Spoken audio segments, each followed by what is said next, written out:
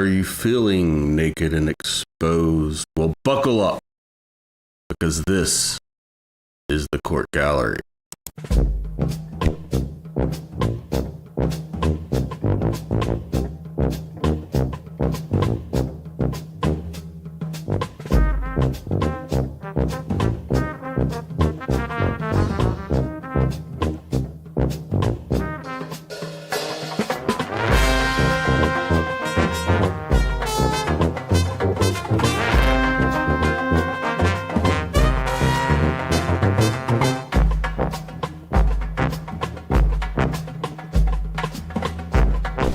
Oh my.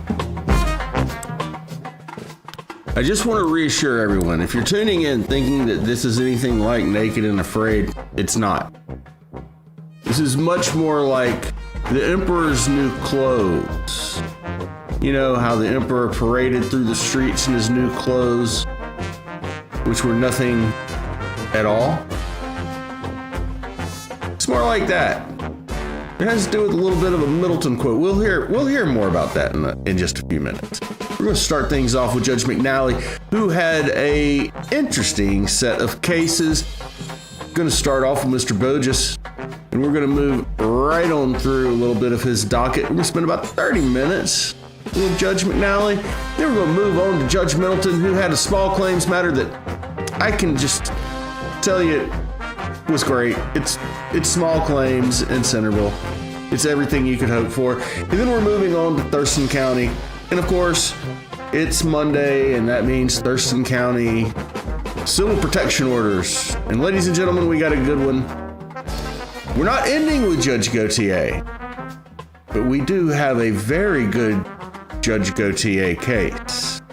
Following Judge Gautier, we're going to go to Kansas and meet with Judge Hutchinson, who caught a guy sleeping in court. And then we're going to meet with a very disgruntled neighbor from Riverview, Michigan, with Judge DeSanto. Ladies and gentlemen, it all starts right now.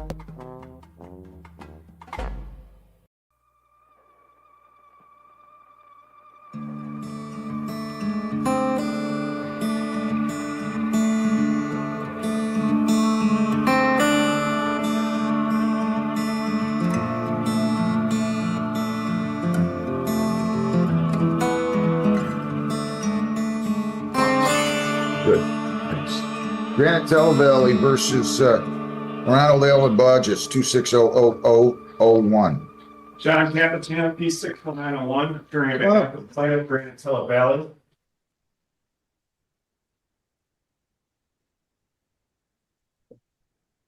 Your name, Mr. Bodges? Bodges. Now you didn't have any alcohol today, right? Sure. You sure? All right. What do we got here? Okay, Your Honor, this is just cause termination. Yeah. Mr. Bodges, back in November, I believe it was November 1st, he assaulted two residents at the community. This isn't the first time either. This has been an ongoing issue. I mean, I have police reports dating back from, gosh, I have one from December 24. I have trespass. Is that the serious case that's Yes. pending as a felony? Yes, this is the one where one count is assault with intent to do great bodily harm less than murder or by strangulation. Count 2, assault with dangerous weapon, felonious assault. Count 3, assault with dangerous weapon, felonious assault. And last but not least, habitual offender. Fourth offense, notice mandatory 25 seconds. Your Honor, the community is tired of having SWAT teams come over. Residents are complaining. It's unfair to the residents. We asked the court to terminate the residency of Mr. Bodges.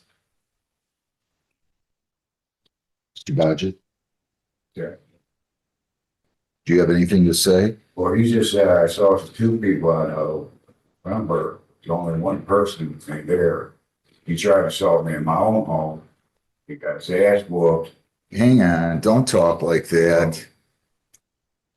It's a courtroom. Anyways, he got beat up. Want to take me out for that. I said, it's self-defense, Mom. I got a court date. I got a court date for all these charges that he read. Most of them not even there. He don't know what he's talking about. And so I'm gonna beat that case, Your Honor. I need to March 7th to beat that case. This is you rent, correct? We're trying to run a lot. Suzanne wants my home. No, Suzanne does not want his home. Suzanne wants to have a community member who doesn't disrupt the quiet, peaceful. No, I know, I get it, Mr. Capitan, but here's the problem I've got right now. I don't want to be asking him a bunch of questions. He's got the right to remain silent. I don't know whether he intends, don't say anything, Mr. Bodges.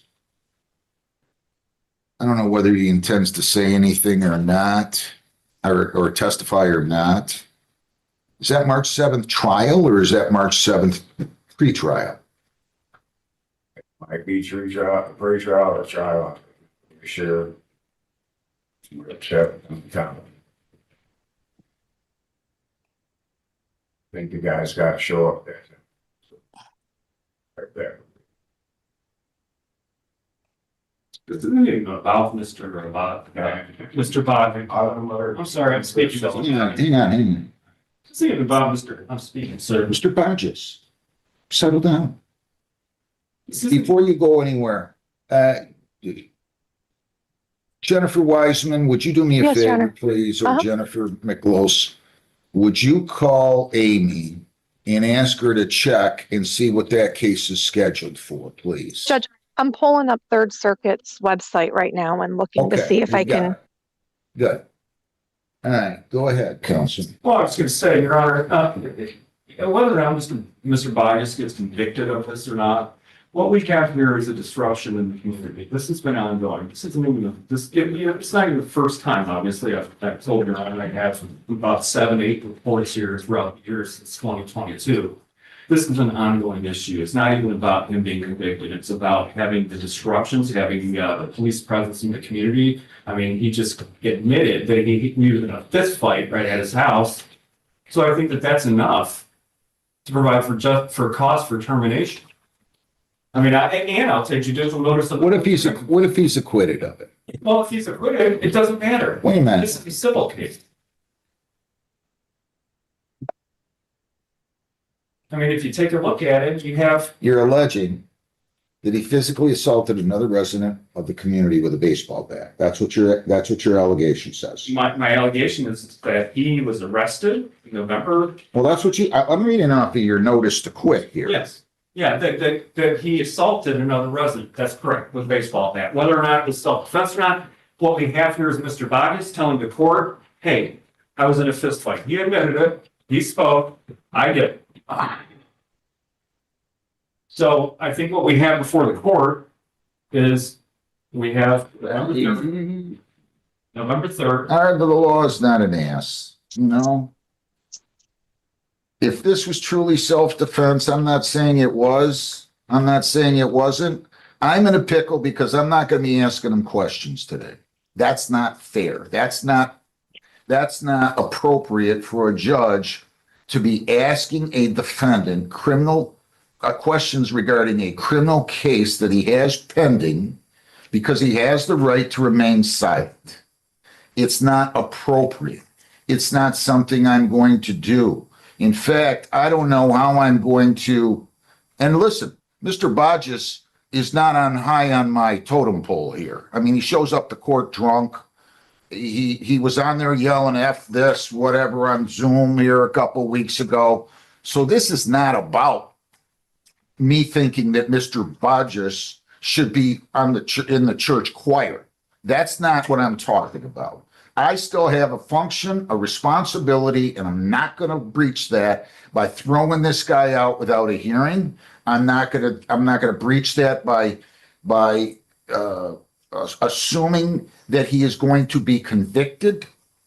I'm not doing it. I'm just not doing it. I'll be glad to. Have you figured out what that is, Jennifer? Yes, Your Honor. So it looks like there's a final settlement in February, or a final conference on 2/19 and a jury trial on March 4th. Okay, good. Then we're going to adjourn it to right after. I doubt it's going to settle based on what he said. If it does, I'll be glad if you find that out, Mr. Capitan, to call the court and say, ask the judge to give us an earlier hearing. But I'm gonna be gone on the 4th, I believe, right, or the 5th? So we're gonna have to do it when I get back. Right, I know you have vacation because there's another case where we're gonna go out to the property. Yeah, you have vacation. Right. So I can do it like, what day am I coming back? I don't even know. You'll be back on this for the 16th. Yeah. Well, then let's do the 16th, okay? 16th of March. Judge, do you want it later in the morning if you're gonna have testimony possibly, And also, Well- like 10:30? Yeah, isn't that the day that you're going out to another property? I don't know. Yeah, pretty sure. Is it? Because it's my property. What time? I thought it was, gosh, Early. it was like Early? 8:30, yeah. I'm gonna know what the jury verdict is that day. I don't know if I'm gonna need testimony. March 16th at 11. Let's do 11 o'clock in the morning. Okay, Your Honor. But I don't want you to have to sit around here too much either. Do you know what time that is? Are you going out to meet me is the point, counsel? Yes. Yeah, Do you know what time that is? yeah, it's like 8:30. Well, then let's make this 10:15. How's that? Time we get out there and look and come back. So that's also another. All right, that's what I'll do on that. Thank you. You understand everything that's going on? 17, 5. No, March 16th at 10:15. March 16th at 10:15, the day before St. Patrick's Day. March 16th at 10:15. Good luck. We'll see you here then. Owners Management versus Justice Spicer 2-5-0-2-4-3. Good morning, Your Honor. 0-2-4-2-3. Good morning, Your Honor. Attorney David Lechner on behalf of Owners Management. What do we do on this? Your Honor, this is I filed in December. Ms. Spicer and the parties agreed to a probationary period back in I want to say October of last year, and it was our contention that Ms. Spicer violated the terms of her lease in December. I filed a motion to reinstate the case. We then withdrew that motion on December 22nd. We had a hearing. I withdrew the motion at that time. What I did do at that time, though, is I put on the record, because I spoke with Ms. Spicer, and there was some confusion. One of the issues was that there was a unapproved animal on the premises. She said it wasn't hers. But I told her that it doesn't matter who owns the dog. You can't have an animal that's not approved in the unit. But we withdrew the motion at that time. I also put on the record that any further violations of the record, however severe or trivial, was going to trigger what we're doing today. And 7 days later, the allegations that she violated the lease. So we filed this. I spoke with Ms. Spicer last week. We couldn't come to a resolution, so I think we need to set this for a trial. Can I speak? Hang on one second.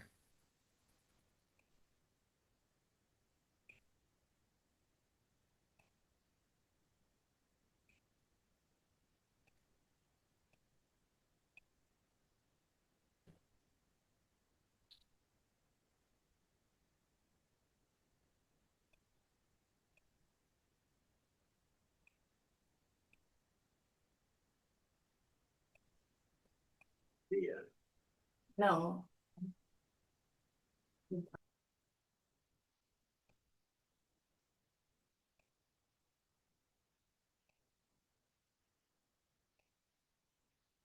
I'm gonna need the conditional dismissal. Do we have it down there somewhere? Judge, I handy, was just Jen? pulling up the file cabinet. I can print. Yeah, I'm gonna need you to.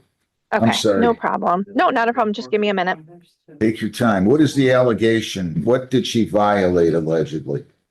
The allegation in right now is that she left garbage on the ground outside the dumpster, violating section 10B3 of the lease. And since that time, since we've since I filed this, it's come to my attention that she has also had a unapproved resident in the unit with her, which would be brought up at the time of the trial. That wasn't in my filing on this, but we have photographic evidence of garbage outside the dumpster, ripped open, with Did somebody see her put it there? not, I don't know that. But her there was mail in the garbage to her address. That's how it was determined that it was her garbage. She put garbage outside the dumpster. Yes, Your Honor. I'm asking you. Yeah. Can I explain the situation? Yeah, I want to hear it. Listen, so I haven't even been at my house. I've made it clear, Walnut Creek, the person in my house was my ex-boyfriend that I allowed to come over. And he never left, basically. It's a whole domestic situation. He put that trash there because he's been at my house, but that's beside the point. Aren't you living there anymore? I still live there, but I haven't been there in a couple weeks. Where you been? I've been at my cousin's house. Doing what?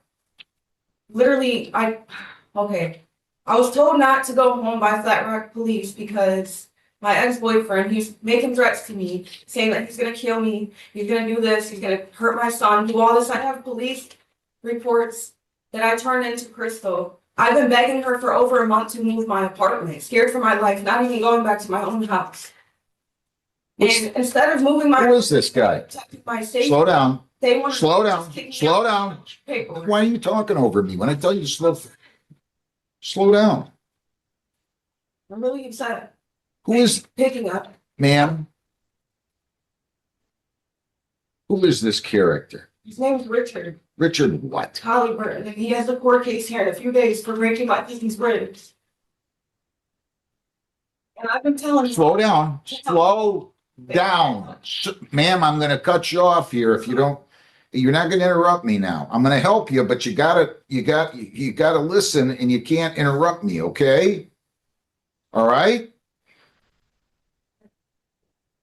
When did this guy start to come to your house? Christmas time, and every time I call the cops would say he's been there more than 3 days, we have to evict him. So I've been trying How long has he been there? since like I said, around Christmas time. So he's been there for December and January? Yeah, and I've left my house.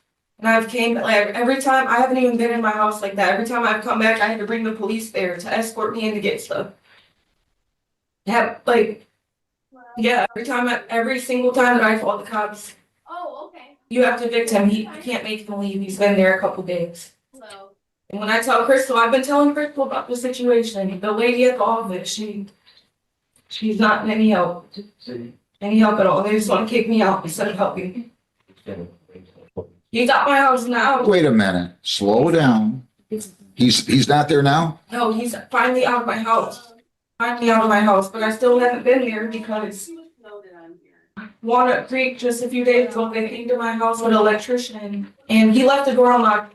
Let's slow down. Let's just slow down. Did he give you the key then? No, my key's locked inside of my house. Walnut Creek locked my door because when he left it unlocked. So I haven't even been able to get in my house over the weekend already. I had to borrow clothes to Ma'am, work today. just slow down. I help you, promise. Why'd you let this guy in the house to begin? Right.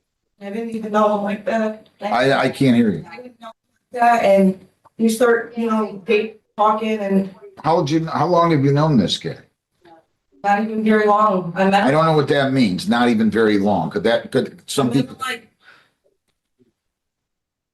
in October.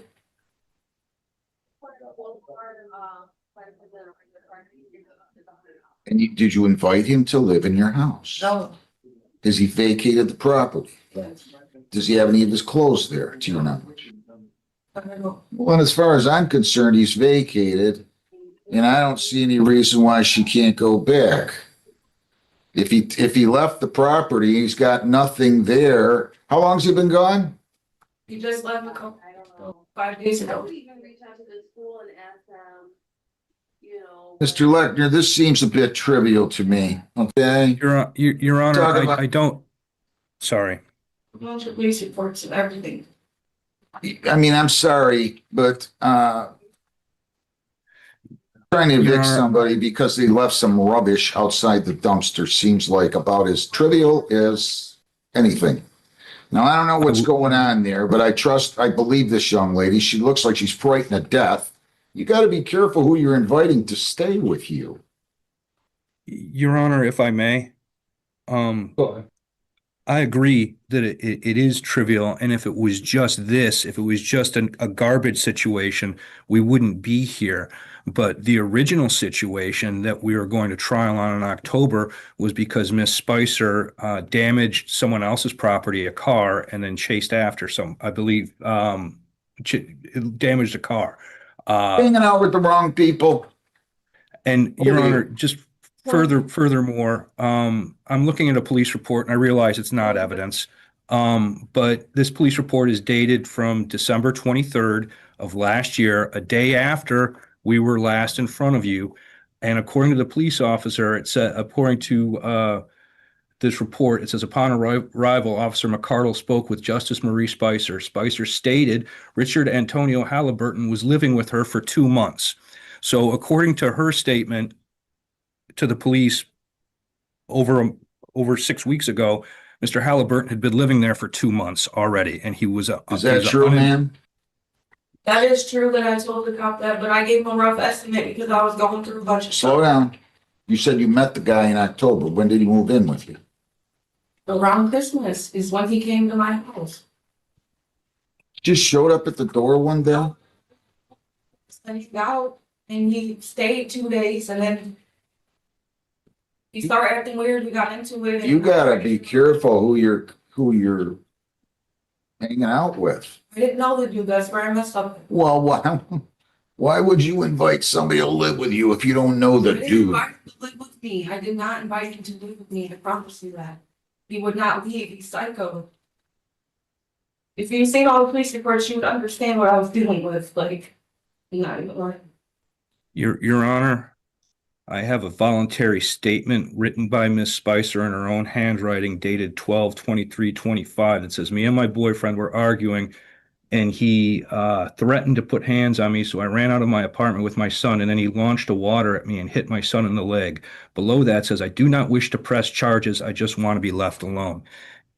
If Miss Spicer pressed charges, there would have been a no contact order, and Mr. Halliburton would have been precluded from being at the property. He shouldn't have been at the property anyways because he wasn't an approved resident. Well, I get it. Okay, let's try to fix this for a second. I'm not evicting her for not, because some yokel out there that happened to take over a property left rubbish outside the dumpster. Come on. I'm not doing that. I'm not doing that.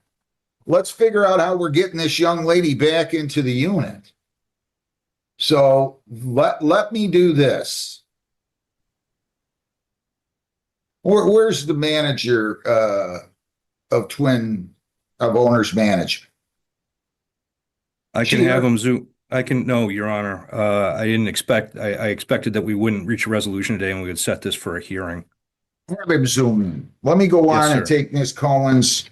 I will zoom him in and we'll go from there. Have a seat at the table there, Ms. Spicer. Stay seated, please. Go to the back section. All right, back on record on Owner's Management. Sorry, everybody. Versus Spicer. 2502433. one for right. All right, Mr. Lechner. Yeah, David Lechner. Yes, Your Honor. David Lechner on behalf of Owners Management. Ms. Spicer. Thank you. Where's the manager? We have Oh, there she Crystal is. Larson. Yes.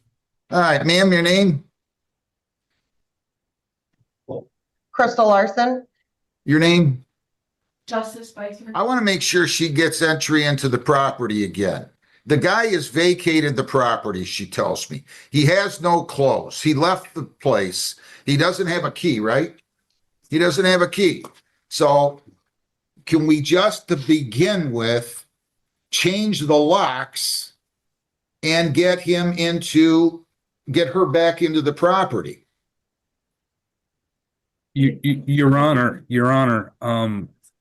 I think we're glossing over the fact that she had a unapproved resident for over 2 months, where the lease calls for people that aren't on the lease, that are unapproved visitors, can only be there for 1 month over the course of a year and not for more than 14 days straight. What I'm telling you is, I'm going to set this for a hearing. Okay, understood. I want her I'm to be sorry. able to get back into the property in the interim without fear of this guy coming back. I'm not evicting somebody over rubbish.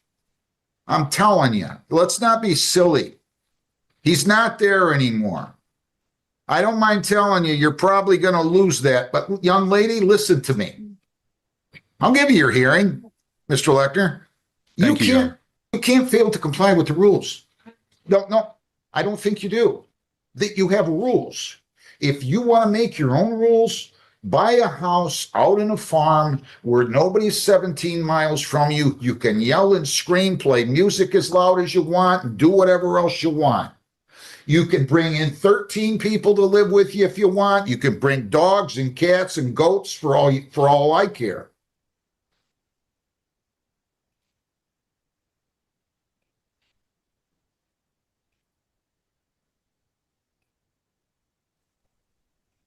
You can't let people in there.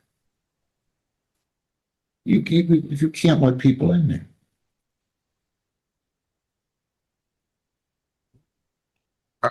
Ms. Larson, are you going to assist her? Can you change the lock so this guy doesn't come back that seems to be maybe somebody that's not going to join the church choir anytime soon? Yes, Your Honor, we can do that. Well, let's do that and let's set it for hearing, but That guy, the one illegal. you guys are telling me, Mr. Lechner, this was over garbage is what you first said, right? Well, this violation from December 29th, yes, was over garbage that was not put into the dumpster, but was left outside the dumpster in violation of the lease. But since then, I've become aware in preparing for today's hearing that Ms. Spicer has had an unapproved guest for over 2 months in the unit. Well, she didn't say that to me. Sounds like he was more of an uninvited guest after the initial time, but why you would invite him there, I don't know. Well, You invite according him to the live with police, you, man? I invited him to come over his company because I thought we were allowed to have guests, and he got crazy and wouldn't leave my house. I didn't know what. You got to be careful who you're hanging with. You know what I mean? I was just at a court to school program telling kids that are 17 and 18 and 16 the very thing I'm telling you. How old are you? 23. You're 23. You're far past the age at which you should have figured this out. You want to hang out with the bums, they're gonna treat you like garbage. You follow me? Get her back in there. I'll set this for hearing. If you're gonna bring up something else besides garbage, you might win, but I don't think so. I'll set this up for hearing in a month. We'll see how everything's going. I'm gonna be gone. Why don't you give me the 16th of March, Jennifer? Okay, Your Honor. can we make that an afternoon hearing, Your Honor? Yeah, we'll do that at 1. Thank you. Okay? 1 o'clock. Thank Thank you. you, Your Honor. Ma'am, comply with rules. You have rules. No, Trying. you're not trying. Just come get me when you're ready. If you're trying or not. But you got to comply with the rules or else you're just inviting them to bug you. You know? You just are. One of the problems of where I think I should be doing. Well, stop inviting people over that are the type that you just described to me. I agree. All right, good luck. You And gotta Judge, that's grow up, March young- 16th, correct? Yeah, March 16th at 1. You Okay. got to grow up a little, young lady. Attorney of Properties versus Terry Crosswhite, 2600352. Who's here for Attorney of Crosswhite? Good morning, Your Honor. Sam Drabble for the plaintiff in this matter. Is Terry Crosswhite here? No, Your Honor, defendant had not checked in with us. All right. You paid for a second mailing, right, Mr. Jerabo? You can go ahead and take a default. Thank you, Your Honor. Would you like those terms on the record? Yes, please. Your Honor, rent to retain in this matter is $22,000. Total late fees are $750, along with. Hang on a second. Hang on. $22,000? Yes, yeah, it's a mighty amount from. This is a commercial property, right? I believe, Your Honor, this is actually a residential property. Okay, I limit late fees, I guess, to $75 a month. Are they exceeding that? No, Your Honor, it's $75 a month. This is a arrearage since May of 2025. I hope if I ever have money problems, I hope I rent with the attorney. You know that? How much Yeah, late right. fees did you say? 10 months, $750, Your Honor.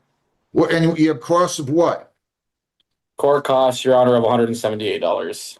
So you got what? $22,928, right? That's correct, Your Honor. And the writ date I'm going to give you. Why'd they wait so long?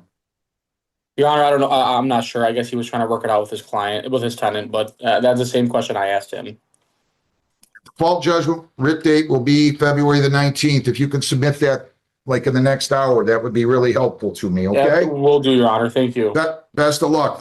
Ali Saad versus Ronald Henderson and Gina Henderson. 2600256. Where's Ali Saad? Ali Saad, I need your name. You got to start your video.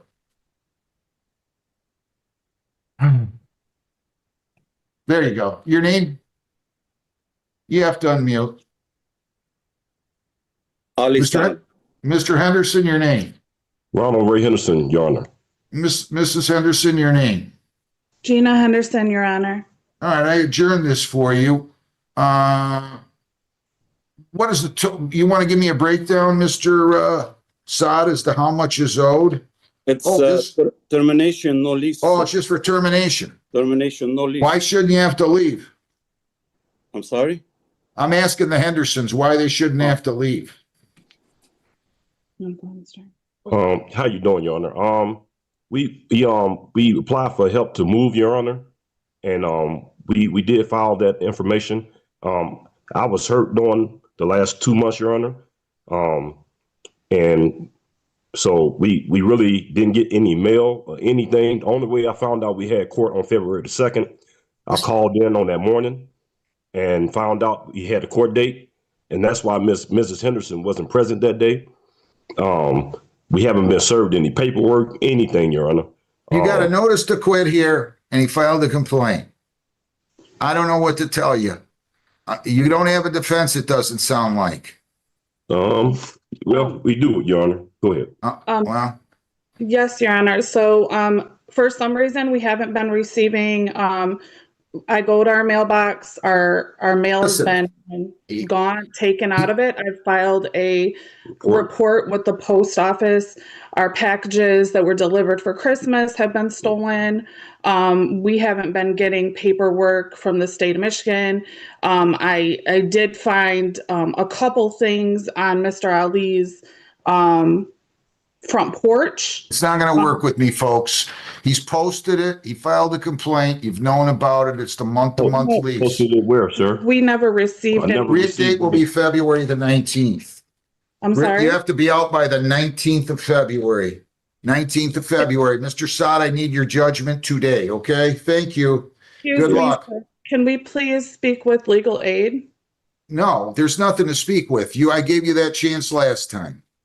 She wasn't there, Your Honor. Folks, And Mr. I- Henderson, I don't know what it is. I don't know what it is, sir. You're in here a lot as a litigant. And I'm not gonna, no. February 19th, you have to be out. Sir, you That's never what let you're us gonna- talk to legal aid. Sir, We're not allowed to speak with legal aid, Your Honor? you lose. You lose. You were here last time. I'm not giving you any more time. She wasn't there, Your Honor. I was I'm unaware not giving you any more time. February 19th. Stop it, folks. Good luck. Thank you. All right, Mr. and Mrs. Smith, would you come over here and have a seat? We're gonna hear from them again before we're done. Title of this case is Scott Michael Mauer versus Jeff Smith and Jenna Smith. Are you Scott Mauer? You need to unmute your mic.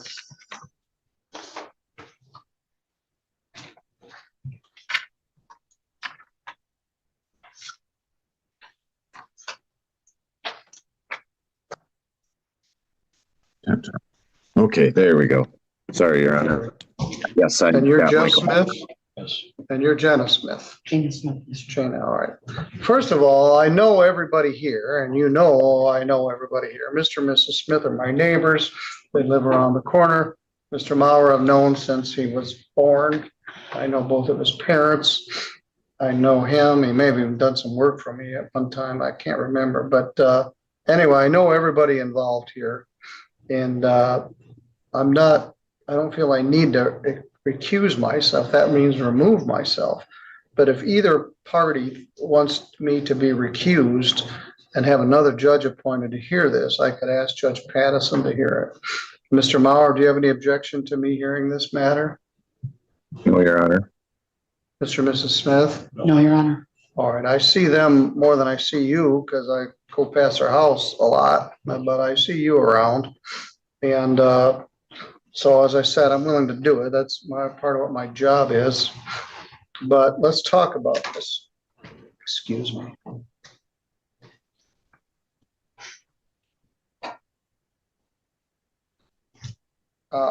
Just what nobody wants to watch, somebody blow their nose, but this is a claim for the statutory limit of $7,000.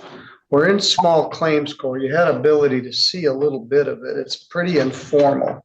We don't strictly follow the rules of evidence or procedure. I will allow hearsay like letters and contracts and other documents without a lot of foundational requirement. But everybody is under oath. There's no appeal from small claims. Any decision made here is final. Either party is allowed to ask to remove the matter to the general division of the court, where you could have a lawyer, have a formal record, have the right to appeal, but you have to tell me that before we start. Once we begin here, any claim is final and there is no appeal. Mr. Mauer, you understand that? Yes, sir. Mr. Smith, you understand? Yes, And Ms. Smith? Yes, sir. All right, you guys retained Mr. Mauer. Mr. Mauer, you have a contracting construction business, is that correct? Yes, sir. And what's the name of it? Scott Mauer Construction.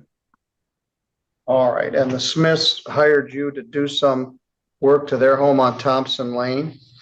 Yes, sir. And according to your claim, you performed work, quite a bit of it, and they didn't pay. What's the story there? I guess start from the beginning. Back in June. How much do you believe is actually owed? $7,201.89. All right, well, let's find out. Mr. and Mrs. Smith, you agree with that or disagree? Disagree. All right, then start at the beginning. Tell me why you believe they owe you this amount of money. Well, in the middle of June, Gina Smith had made a post about some water damage. I contacted them, met with them, oversaw the amount of damage and what needed to be done. We talked about us doing the work. We started on August 7th. Prior to August 7th, I had dropped a dump trailer towards the end of June. Dumped it 4 times before we started, which I have receipts for. On August 7th, we started in the house. All right, now stop. How much was each of those dump charges? Prior to starting, I have a receipt for $179.98, $179.91, $251.68, $179.75. All right, that's before you even started the project. Yes, sir. And I didn't charge them any time or labor or anything, just the receipts for those.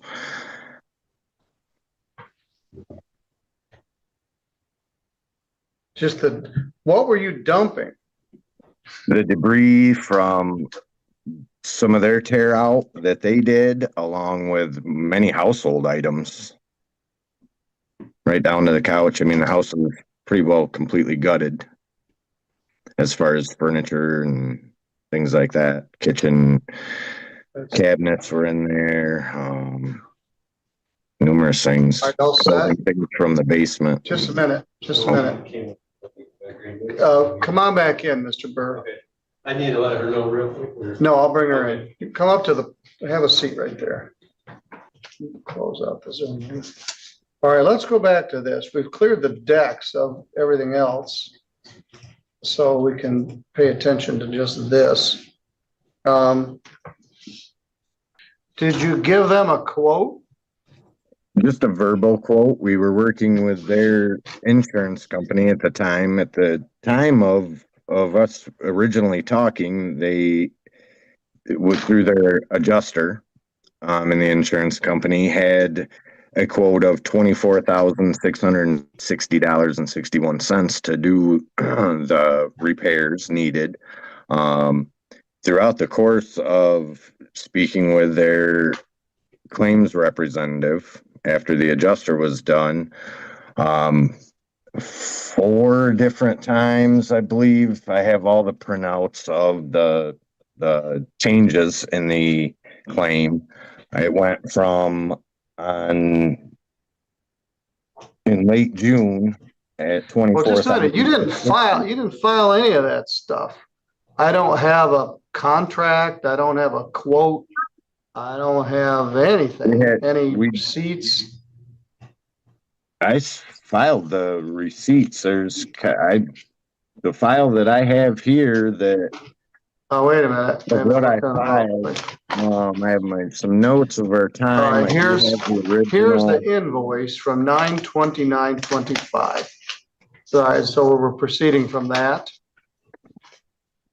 That was the final invoice after we left the job. So you're claiming material total with dump receipts, $3,540. Labor total, $9,660.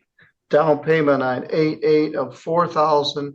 Apparently there was a swap of a jet ski for $2,000. Leaving $7,200. All right, let me add that up. 3,540 plus 9,660 equals 13,200 minus 6,000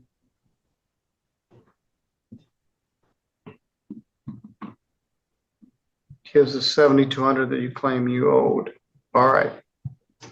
Now, and you've got some of this sideways. I have to turn sideways to see it, but we've got a State Farm quote, and you're right. Their claim from the adjuster was worth $24,660. All right, you give them an invoice in September. Their answer to your complaint states he did not finish the job.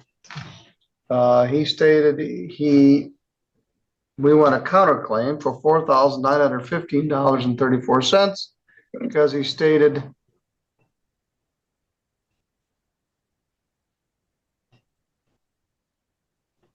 I can't read that word, and I'm not in any position to criticize anybody else's handwriting.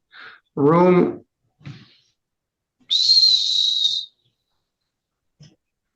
what is that in your counterclaim? In minor, yes. I believe plaintiff owes me money because he stated, what does that He would say? fix the gutter and soffit, put a front door in. He stated roof soffit. Yeah, the jet ski had nothing to do with the house repairs from the insurance. That's a completely separate thing. All right, and six pump was. Yeah, sump pump. The sump pump was Sump pump. installed incorrectly. It had to be redone. We paid him separately for that as well. All right. So the jet ski, All right, well, we'll get back to that. I'll hear your response, but obviously there's a disagreement here. And we don't have a quote or a written contract to operate from. So we're kind of wandering in the weeds here.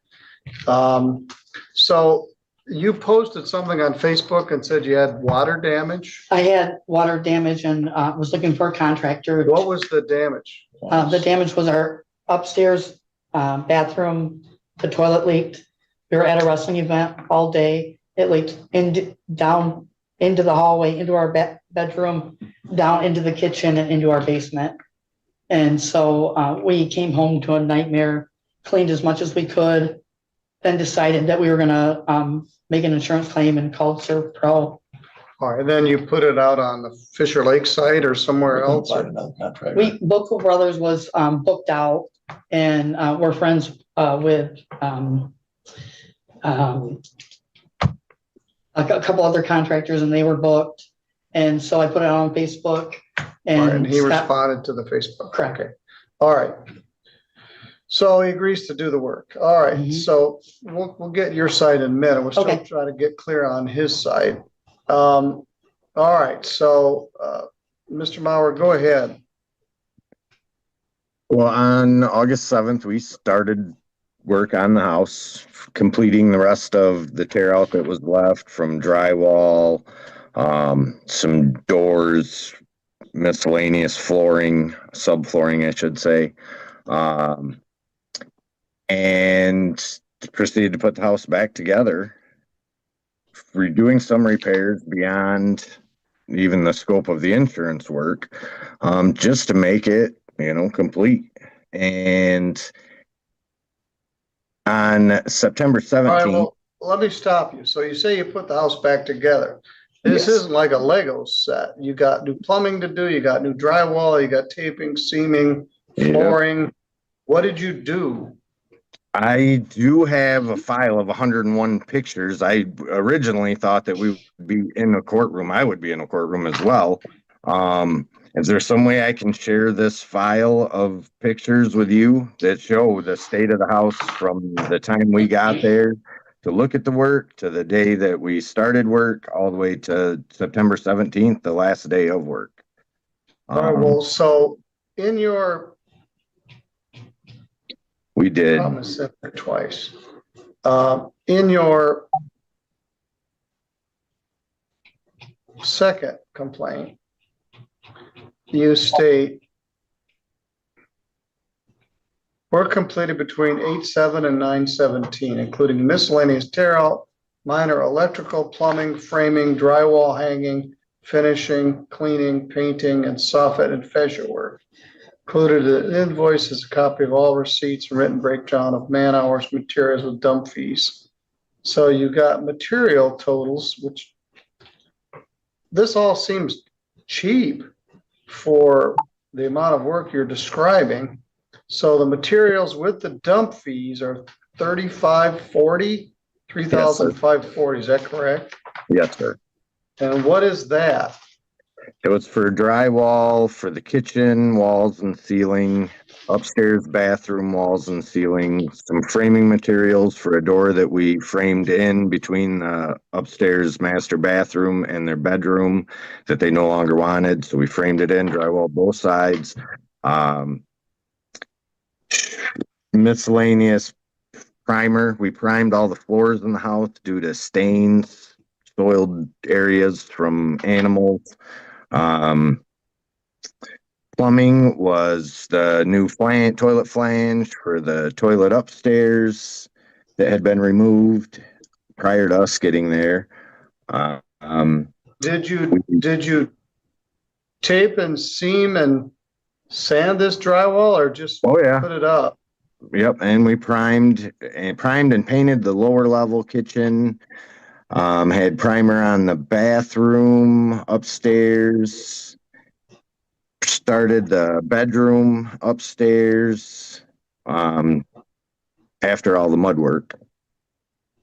including the stairway wall going upstairs, which we found during the course of the work the drywall hadn't been screwed properly to the wall. So as you can see in one of Gina's pictures, that there's a bunch of screw holes, marks where we screwed the wall and then mudded it, beyond the scope of the insurance work.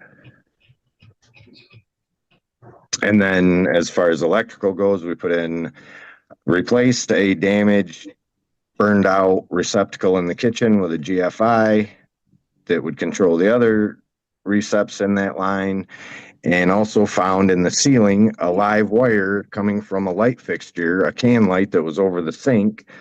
There was another wire coming off of that light, just laying up in the rafters on a board and live every time you turn the light on. So we eliminated that wire, put in a new can light there. We found that all the ceiling boxes for the electrical, the rough end boxes, were all metal boxes. They had no grommets for the wires coming through the hole. You're supposed to have a wire clamp or a plastic grommet so that wire is not rubbing on the metal box. We installed those in all the open boxes in the kitchen. All right, so you got your material and labor. Yes, sir. You got 9,660 in labor. What you're describing me would sustain that. So they paid $4,000 on 8/8. Yes, sir. All right, so they claim that the jet ski isn't part of this deal. What's your story regarding that? When we met originally, I had interest in Jeff's jet ski for years. I liked that style. I'd already bought one. I had one prior to doing the work. His needed a lot of work. But I agreed to barter essentially the jet ski for a new front door. And Jeff had pointed out the state of the soffit and fascia on the house, which there was a bunch missing, some falling out. And I agreed to help them there with the soffit and fascia and the door. And after the blow up on September 17th, I was already in possession of the jet ski. So I put that of pretty decent value of $2,000 towards what they owed. So you no longer have the jet ski that they've got? Oh, I still have it. All right. Who has the title? I do. All right. I haven't transferred anything yet. Could easily give that back. All right. Talk about the blow up on the 17th. On the 17th, I was leaving the job site. It was about 7 o'clock at night, and Gina had showed up. There was appliances coming, and she was asking about the appliances, waiting to have them installed, or us installing them, having them delivered, and then us installing them, because the delivery place where they bought them, Lowe's, was going to deliver and install. We didn't have the kitchen cabinets up, which had just arrived a few days prior.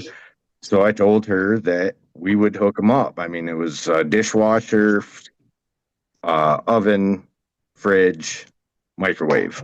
And I made the comment that we had done other extras beyond the scope of the work that we had agreed upon, and I wasn't worried about it. It wasn't that big of a deal.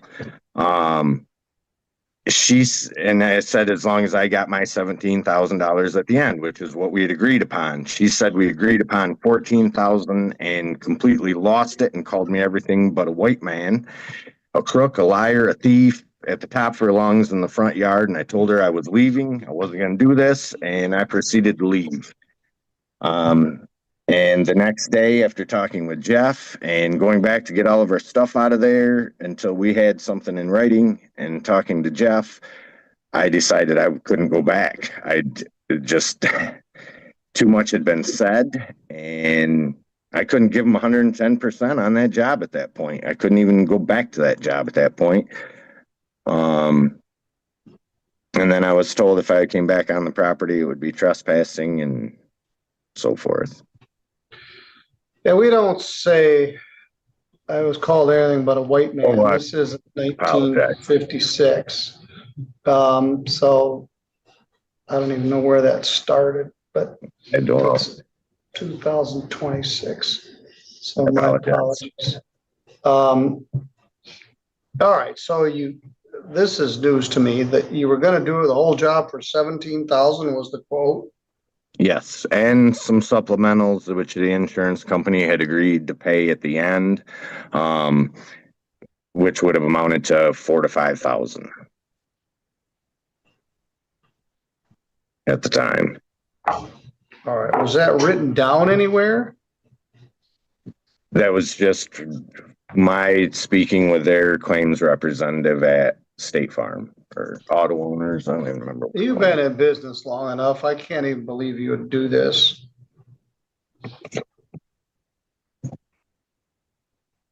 So you did an amount of work and then after the blow up, you said you couldn't go back. So they're in the middle of this job and you left the job undone. Yes, How sir. much was left to do? The kitchen cabinets needed installed, the flooring was there, needed installed, and the bathroom needed finished, and then trim miscellaneous paint.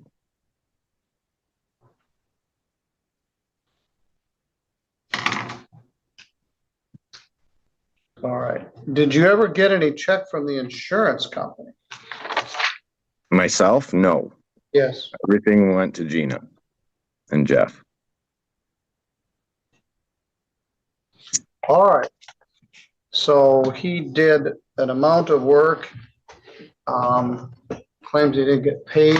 Apparently he didn't get paid other than $4,000. You got a different perspective in that you're claiming he left you high and dry in the middle of the project. What's your take of the, we'll call it blow up on September 17th? My take of the, Your Honor, my take So of the, first thing, one thing I didn't do with anybody, all right, please raise your right hand. Everyone here swear any testimony you gave or are about to give in this matter will be true to the best of your knowledge and belief. Yes. Yes, sir. All right. All right. Tell me what your perspective of that is. the blow up in September, mid-September, was coming to a head the entire time.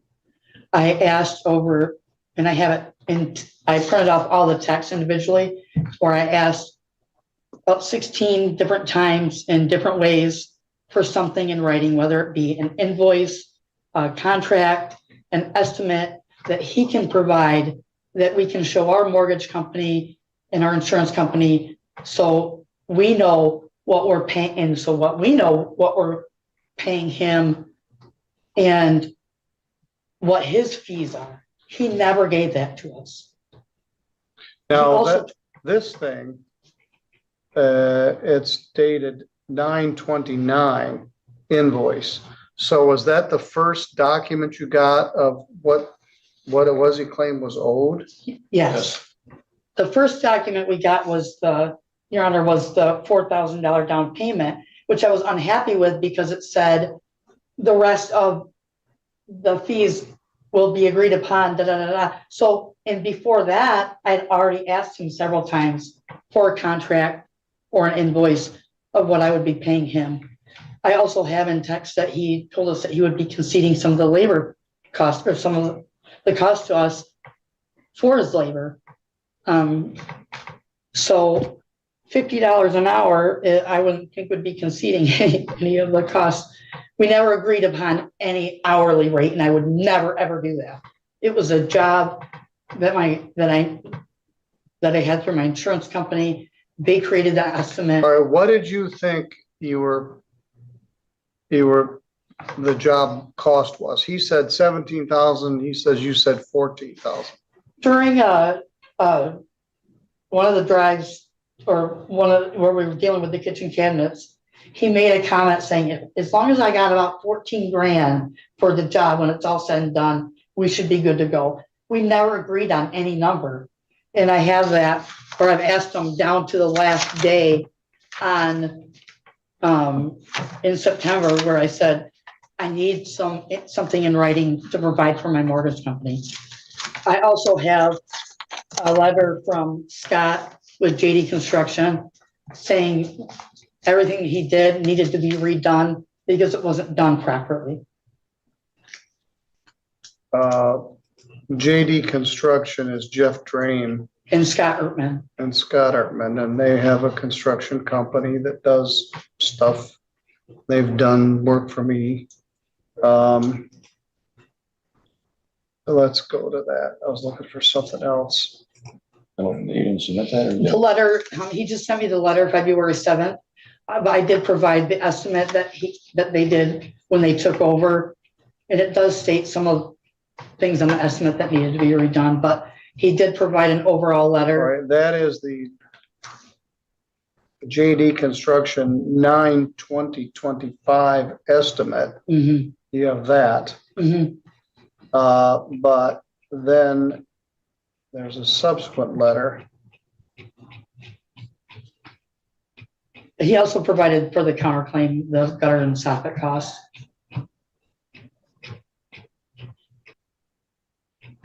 I'm trying to get past everything to get to that letter. She just got it, so. Oh, it's not. I in just yet. got this Oh, letter. well, let me see it. I'm looking for it in the electronic files. I didn't January remember. 28th, he's.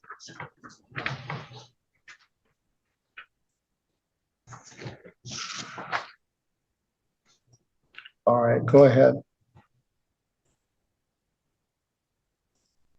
Well, I'll just read it.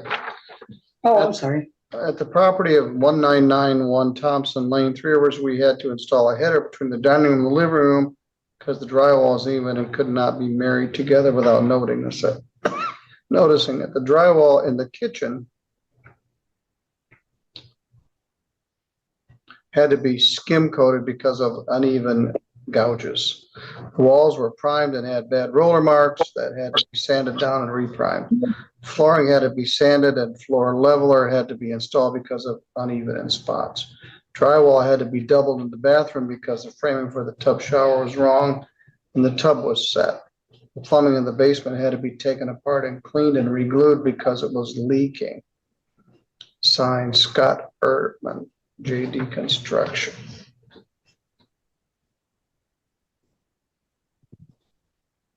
All right, and you also mentioned something about a sump pump. Yeah, that's the plumbing in the basement. All You put right. injection pump in. I paid him separately for that, so we did that as part of the counterclaim. So that's not, the sump pump is not part of this deal? It wasn't part of the insurance claim, so I paid him separately for that. I paid him cash and I provided the receipts that he gave to me, totaled up for that. Mr. Mauer, what's the name of your business? Scott Mauer Construction. Does it have a license? I just have a DBA. And can I respond to the sump pump issue there in the picture, number one? Let me stop you. I thought you were licensed. Under the law, you have to have a license to sue somebody. I should have done this first. I saved a lot of time. You can't, you're a residential builder, a residential maintenance and alteration contractor. You are running naked. You don't have a license. And if you don't have a license, you can't sue anybody. So you don't have the right to sue them unless you're a licensed residential building and alteration contractor. I thought you were. You get zero. You're running naked. Every time you do a job and if you sue somebody for money, you don't have the right to sue somebody unless you have a license.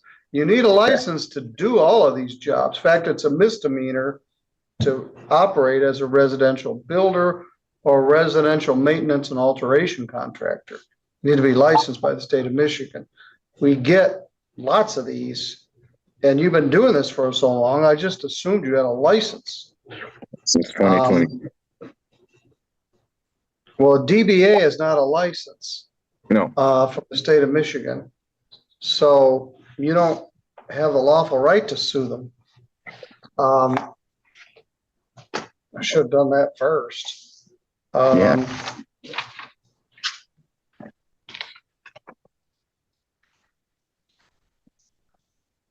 Claim is 0. All right. I could have saved us about the last 45 minutes.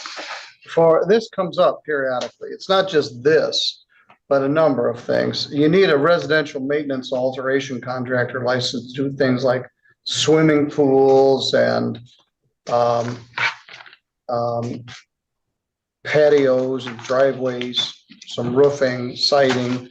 And you need a residential builder license to do things like you're doing plumbing, you're doing electrical, you're not a licensed plumber, you're not a licensed electrician, and you're not a licensed residential maintenance and alteration contractor. So you don't have the right to sue. So I don't have to decide who was right or wrong or who owes anybody how much money. Kim, would you prepare a clean one of these for me? I find for the defendant, dismiss the case.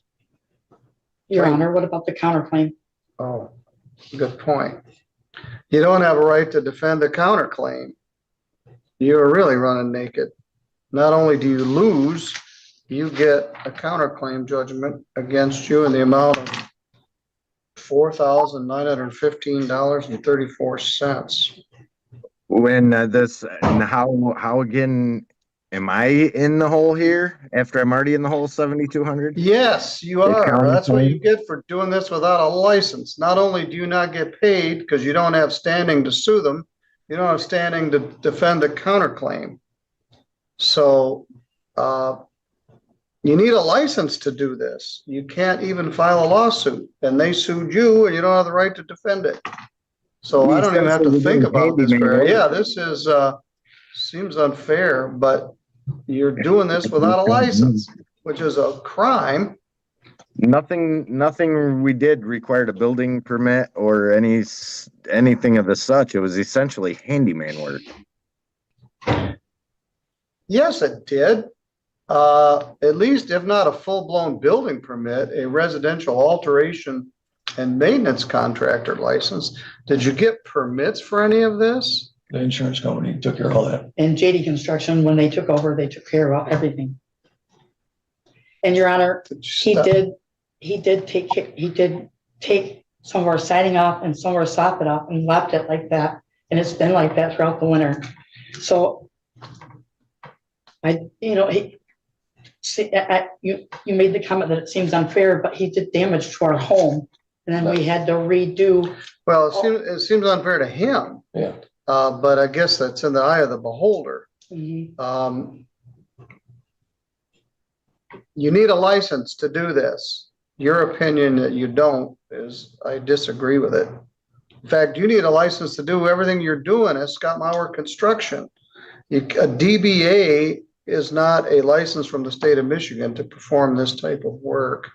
So my regret, you owe them $4,915.34, and you get 0 on your claim. And that's just how it went. All right. I'll have her prepare a judgment. This happens periodically, and it was on me. I should have asked that question right from the start. I'll make a copy of this letter, or is this my copy? You can have it as your copy. All right. We will be in recess. Good morning.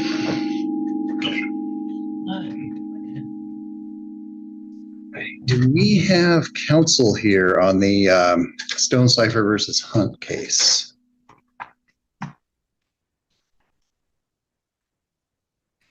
Yes, we do. Let me see. There we go. Get the camera going. There we go. Here I am. All right. In all my glory. All right. We're gonna start. We're gonna start with Stonecipher versus Jennifer Hunt, 25-18. Were you able to get service on the respondent? The police attempted service on my behalf on January 29th. That was less than 5 days. So then we requested a continuation to change the date. Yes. And we attempted service again. I had a private party attempt service again twice. They were unable to get anyone to answer the door. So my attorney emailed Mrs. Hunt the change of date at that point. Well, sorry, let me correct. I didn't email her.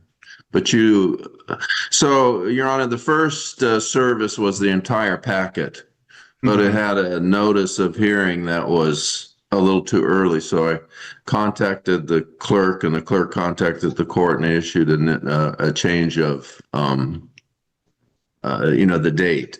And so that's what he was, Mr. Stonecipher was talking about, that was attempted several times for personal service. So she didn't receive personal service of the change in notice, but she did receive personal service of the whole packet with the initial change of notice. All right, and I'll just pull the courtroom as well. Is Jennifer Hunt present? Okay, it looks like she has made it to court. Okay. Okay. All right, I'll mark you down as here. Okay, and I want to make. I'm going to just hold this matter for a second, and I'm going to find out who else is here for the rest of the calendar, and we'll go from there. Okay, I think I'm ready to proceed with this. Ms. Hunt, I'm going to swear you in, and you can add anything in the form of testimony that you think is appropriate. Do you swear that the testimony that you give in this matter will be the truth, the whole truth, and nothing but the truth? Okay, go ahead and have a seat there. Now, keep in mind that everything you've handed me has been filed with the court, and it's part of the record, so it's not necessary for you to repeat it all. But you can, present your facts and any argument you have to support your response to the motion to extend the anti-harassment. And make sure you talk loud enough so that into the microphone there, so that Mr. Clark can hear you. Okay.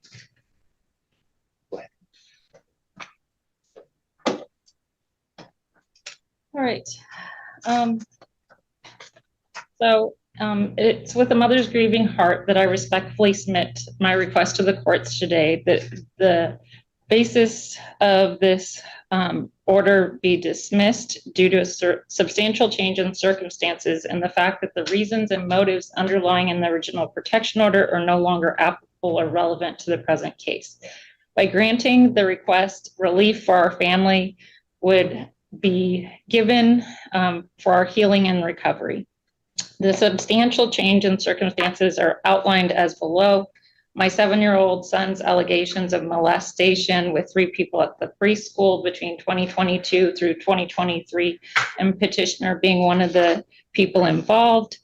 My son's conversation starting in October of 2025 is documented in the conversations with Nathaniel, and his continuing trying to talk to us is documented in my husband's January 10th document. His current diagnosis of trauma and continued therapy. My child undergoing sexually transmitted disease testing due to his allegations and continuing physical symptoms. My own suffering that I've been diagnosed with PTSD as a response to the emotional and mental anguish of this case, as in exhibit respondents' mental health appointments and clinical notes.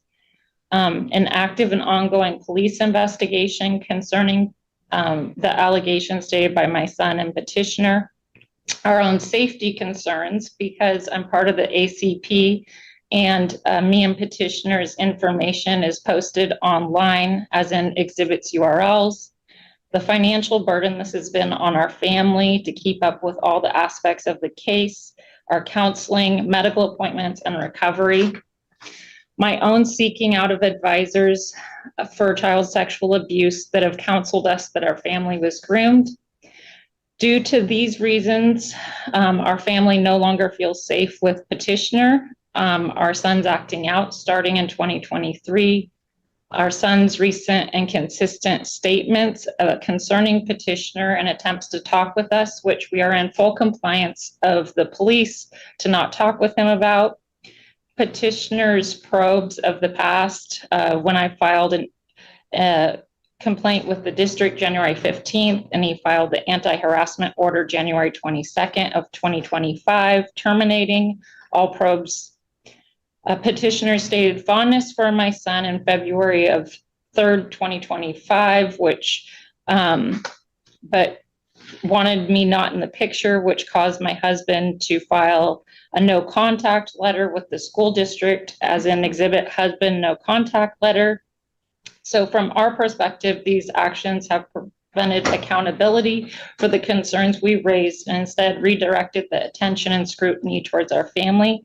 Taken all together, these circumstances explain why, in contrast to a desire for being in contact with petitioner, I and my family do not feel safe any longer with petitioner and instead desire no contact.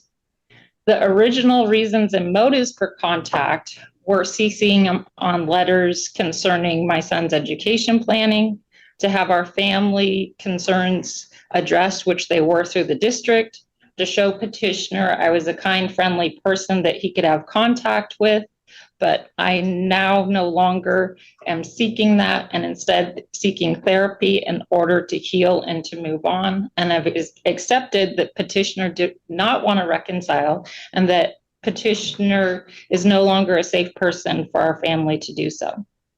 I have taken personal responsibility by both entering therapy along with accepting that it was inappropriate for me to reach out to petitioner through his home by writing a letter of forgiveness and sending gifts there to try and reconcile an issue that happened at the school.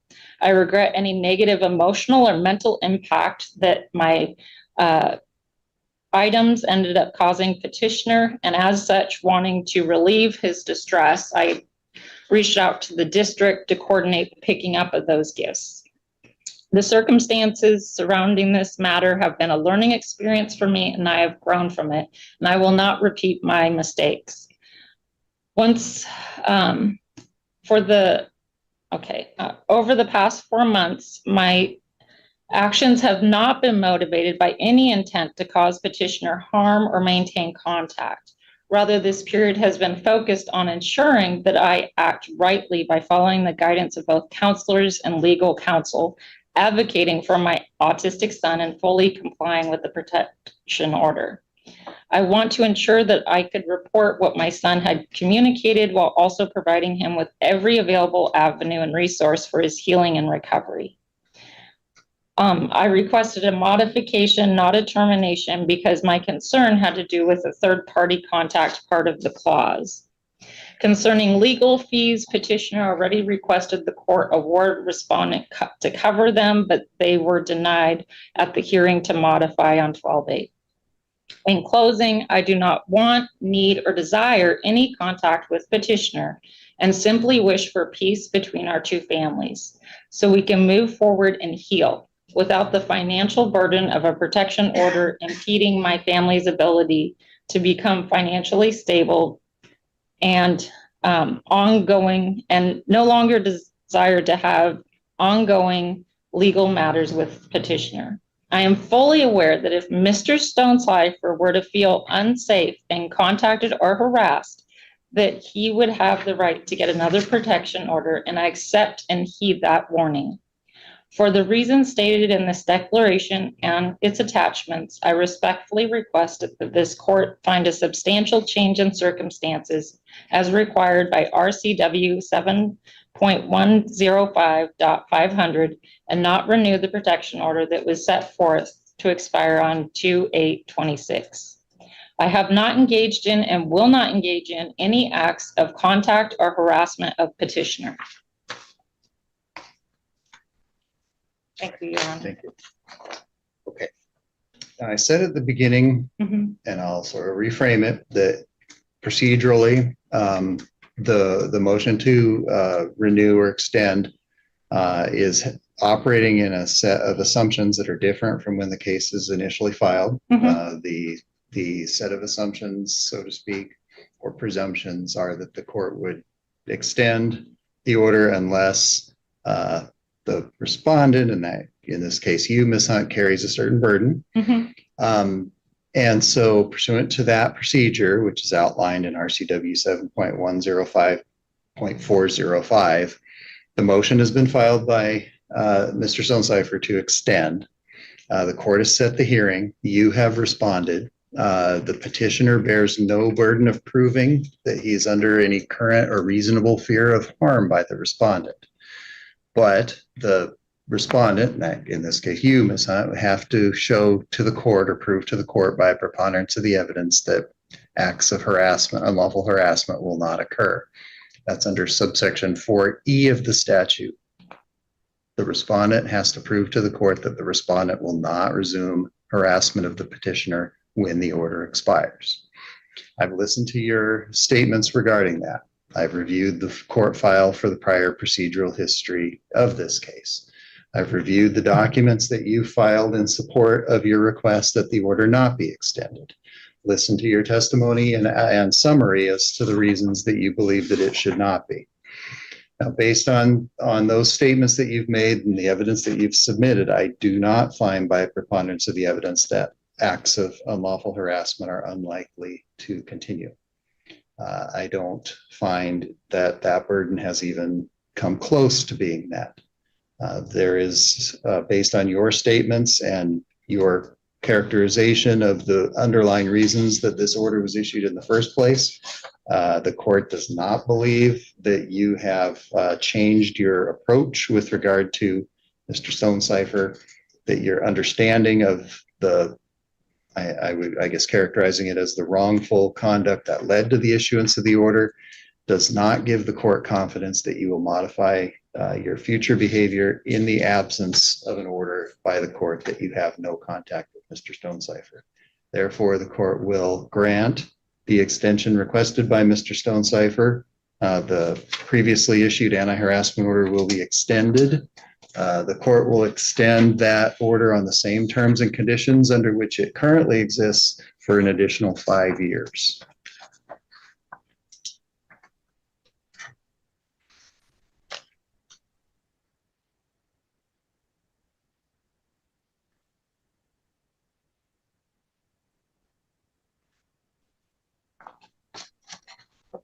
And Your Honor, will you be ruling on the request for fees, costs and fees?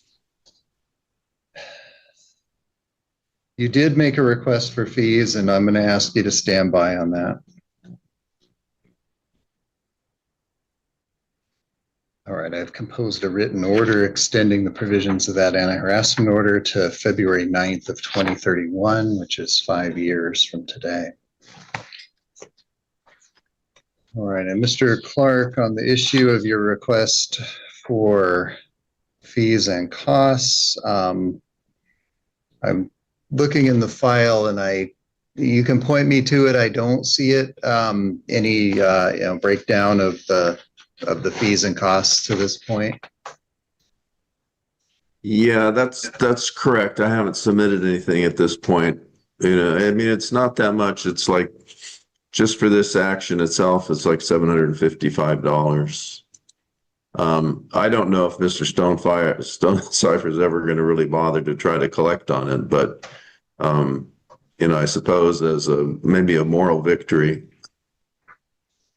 Well, I mean, to be completely upfront with you on that, I know that the statute does provide for the ability of petitioners to get an award of attorney's fees, and but I'm really reluctant to do that in this type of case because of the sort of chilling effect that can have on people who are either genuinely bringing or people who are genuinely responding to requests for orders.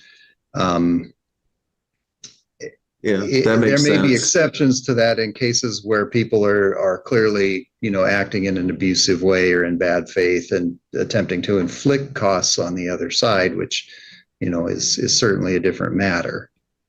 Understood. Yeah, I think I'm going to just forego the attorney's fees issue and leave it lie. So at this point, given what I have in front of me here today, I'm going to deny the request for attorney's fees. Okay. All right. Thank you for addressing it. All right, Ms. Hunt, I have a copy here of the order that the court just issued extending that anti-harassment order. That's for you. I may come up. Right there. Yeah, on the clerk's bench there. And you are good to go. All right, Mr. Clark, Mr. Stonecipher, thank you. Thank you, Your Honor. All right. Bye-bye. Let's call the case of Pliska v. Latier.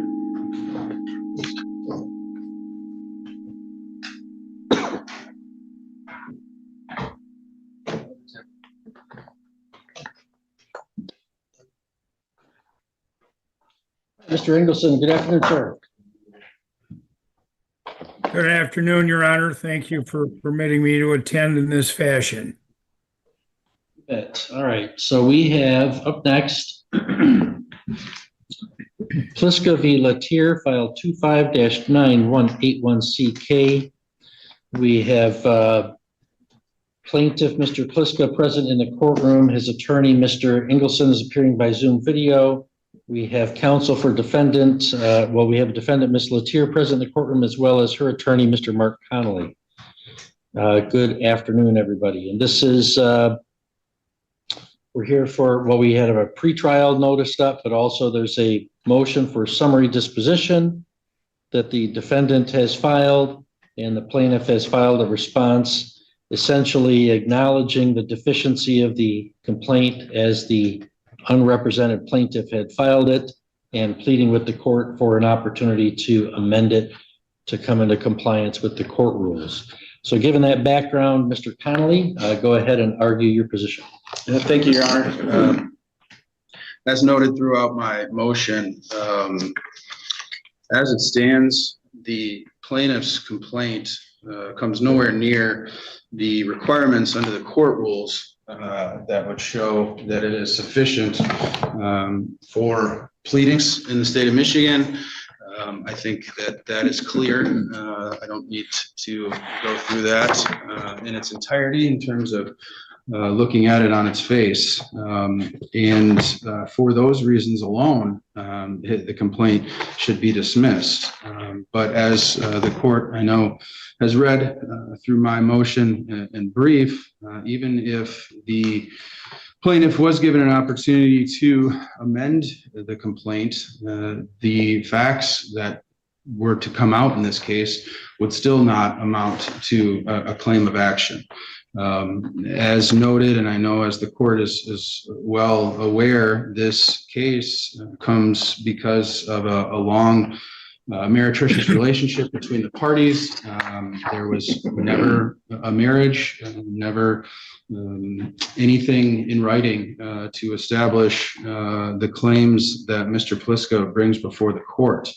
And as I noted, but what I wanted to certainly stress today in terms of what the Michigan case law says in regards to meretricious relationships, of course, its basis is because back in 1957, the state abolished common law marriages. So in order for a party to be to prevail in a complaint against their prior boyfriend, girlfriend, whatever label, they have to show independent additional consideration, whether that be expressed or implied, in order to do so. And it makes sense. The law does not allow for scorned lovers who didn't take the opportunity to get married to come and clog up the court systems with something exactly like what Mr. Pliska has filed before the court. And you can't use quantum merit arguments or unjust enrichment arguments either, which also makes sense, because you have to be able to show that at the time the alleged work that Mr. Pliska is alleging he needs to be paid for, at the time he was doing it, he expected to be paid. And at the time he was doing the work and expecting to be paid, my client, Ms. Latier, knew of this independent agreement and was expecting to pay him.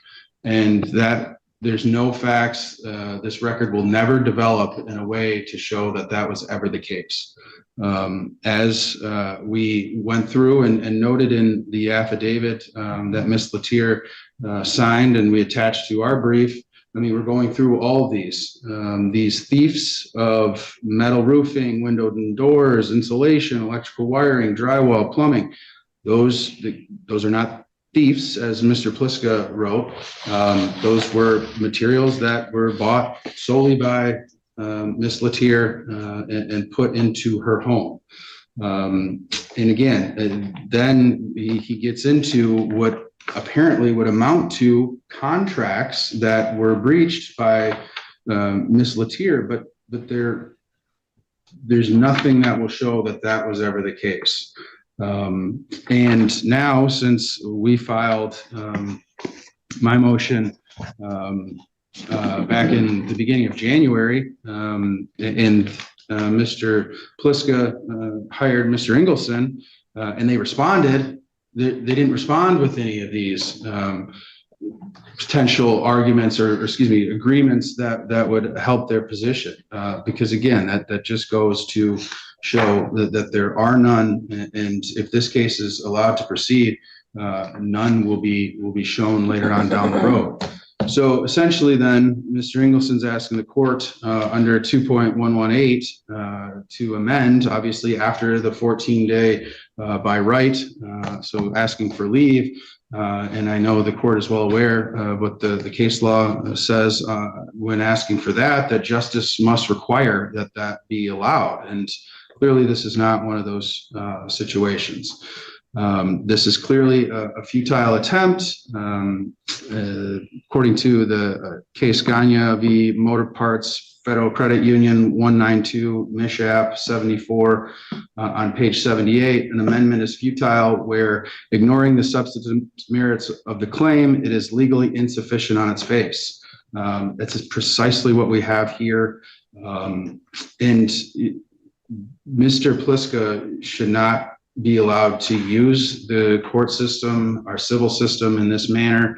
And he should know that going and filing a complaint that looks like this has consequences. And those consequences are that he doesn't get to come back later and try to clean it up. He doesn't get to come back later and throw more things at the wall to see what sticks. Because ultimately the only person that's literally paying is Ms. Latier. As noted, I know there's quite a lot of different arguments that I've made, different requests that I've made, but again, this case should be nipped in the bud right now. It should be dismissed with prejudice. It should be deemed frivolous by the court, and Mr. Pliska should be on the hook to pay for Ms. Latier's costs and attorney's fees. Can I ask you, in terms of, I mean, as I understand it, Mr. Engelson is relying on the rule, not so much of leave to amend, the normal leave to amend, but the summary disposition rule that says if I agree with you, as seems everybody agrees, that the complaint as filed was inadequate and summary disposition should issue.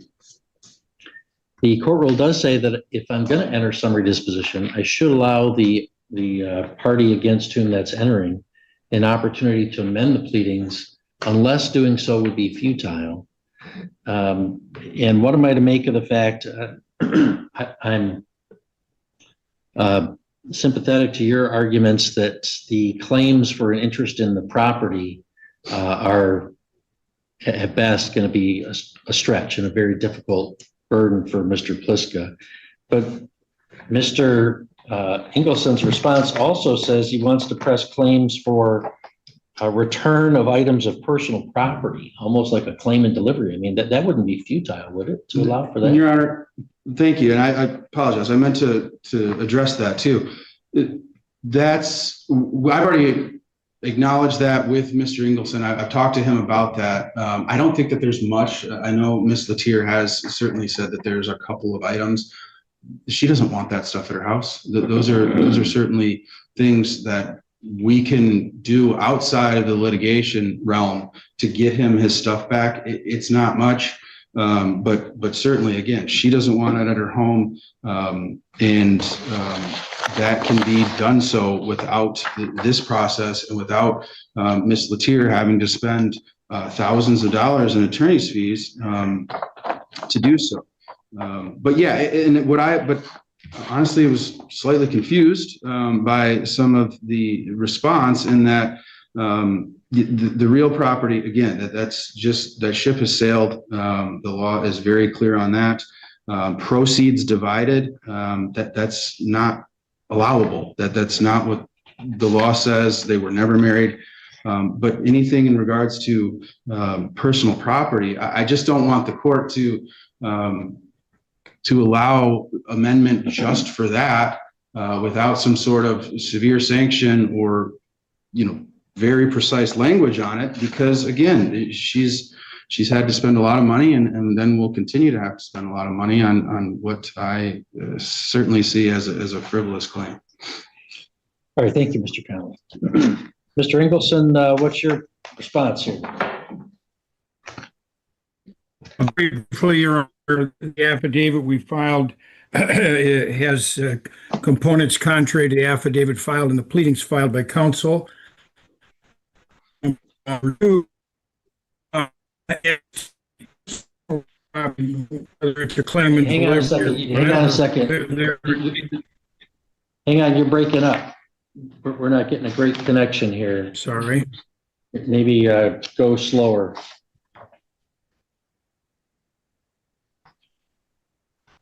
You hear me now?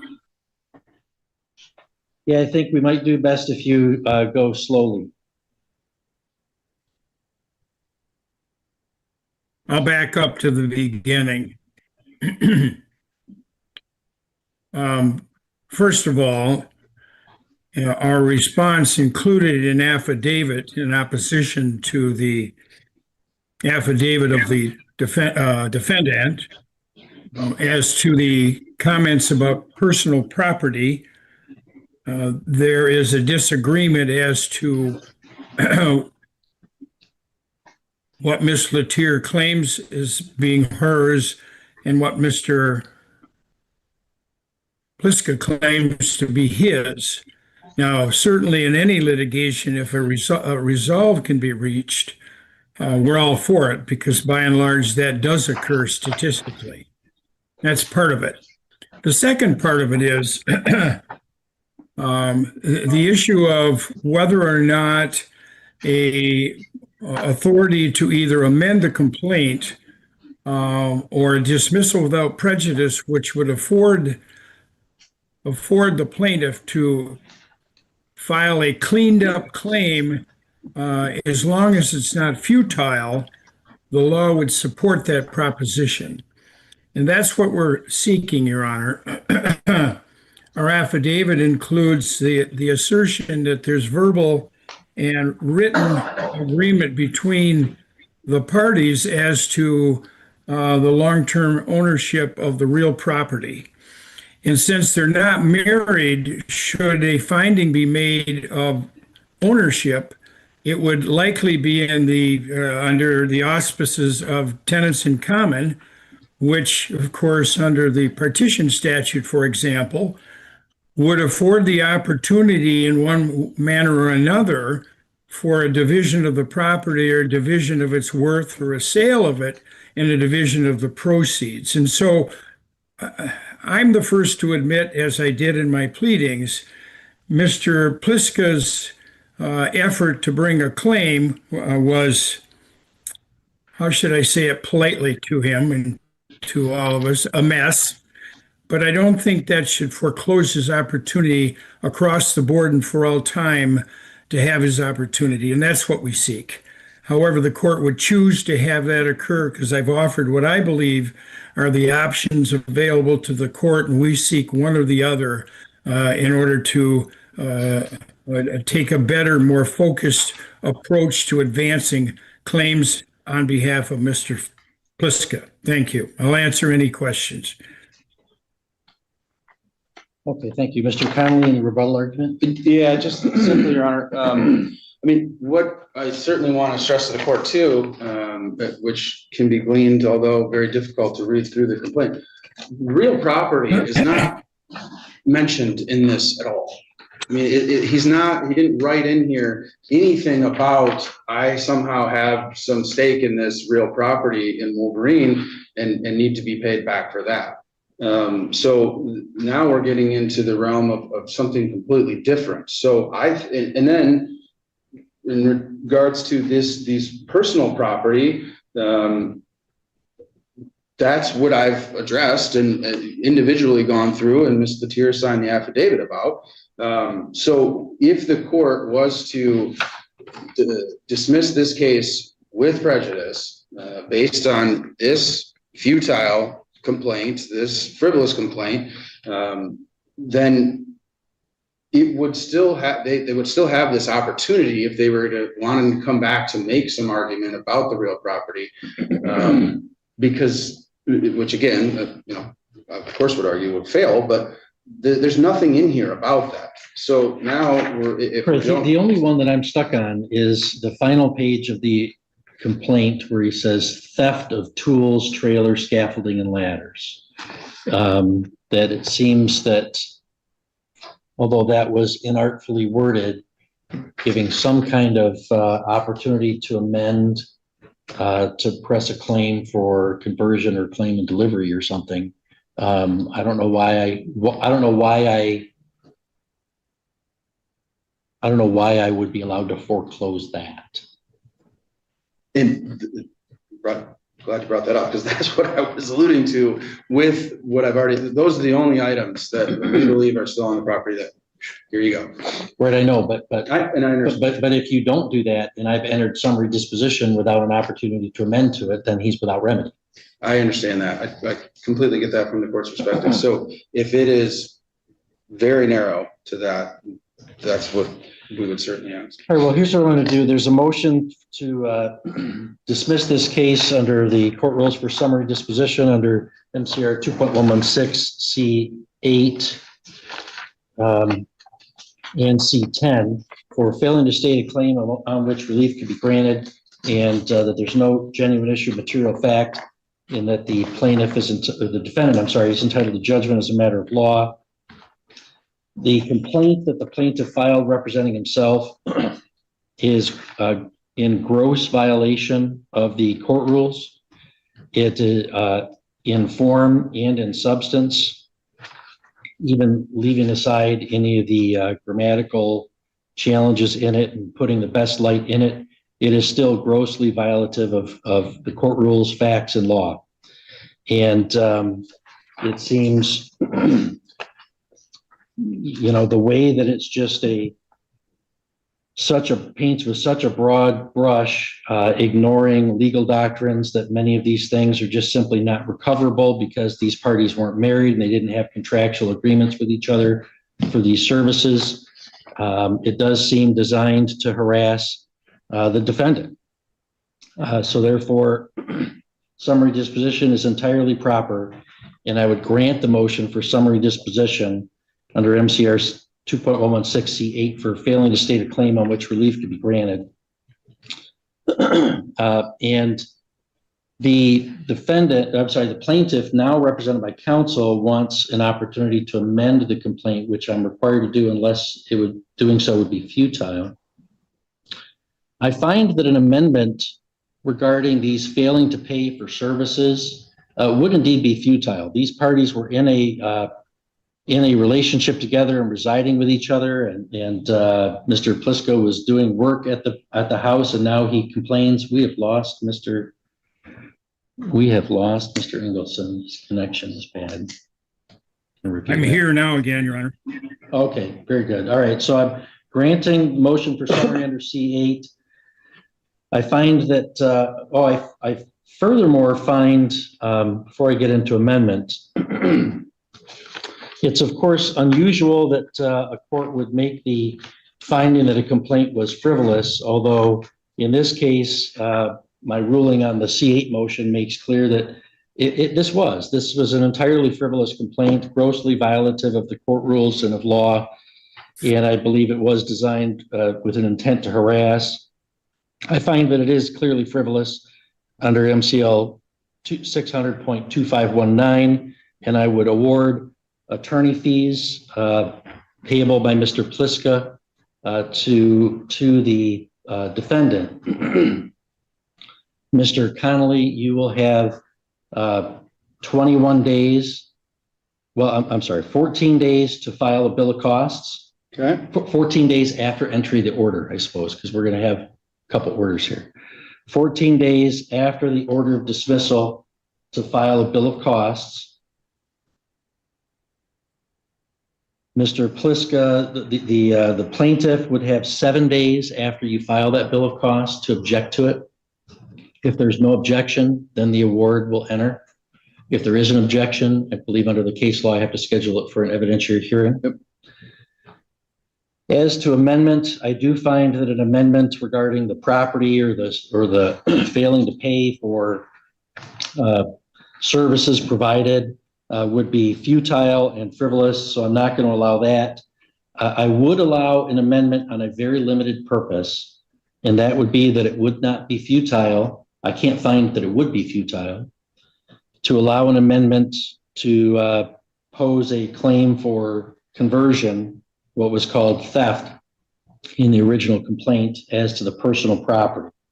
So the plaintiff will be allowed 21 days after the order granting summary disposition to file an amended complaint that would be limited to claims pertaining to the alleged theft of the personal property.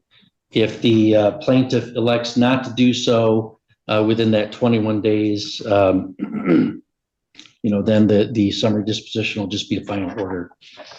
So Mr. Connolly, is that ruling clear enough for you to prepare an order to that effect? I do think so, Your Honor. But to be more specific, because there aren't numbers, as the court noted before its ruling, would it just be theft of tools, trailers, scaffolding, and ladders? That is the only claim that an amendment is allowed.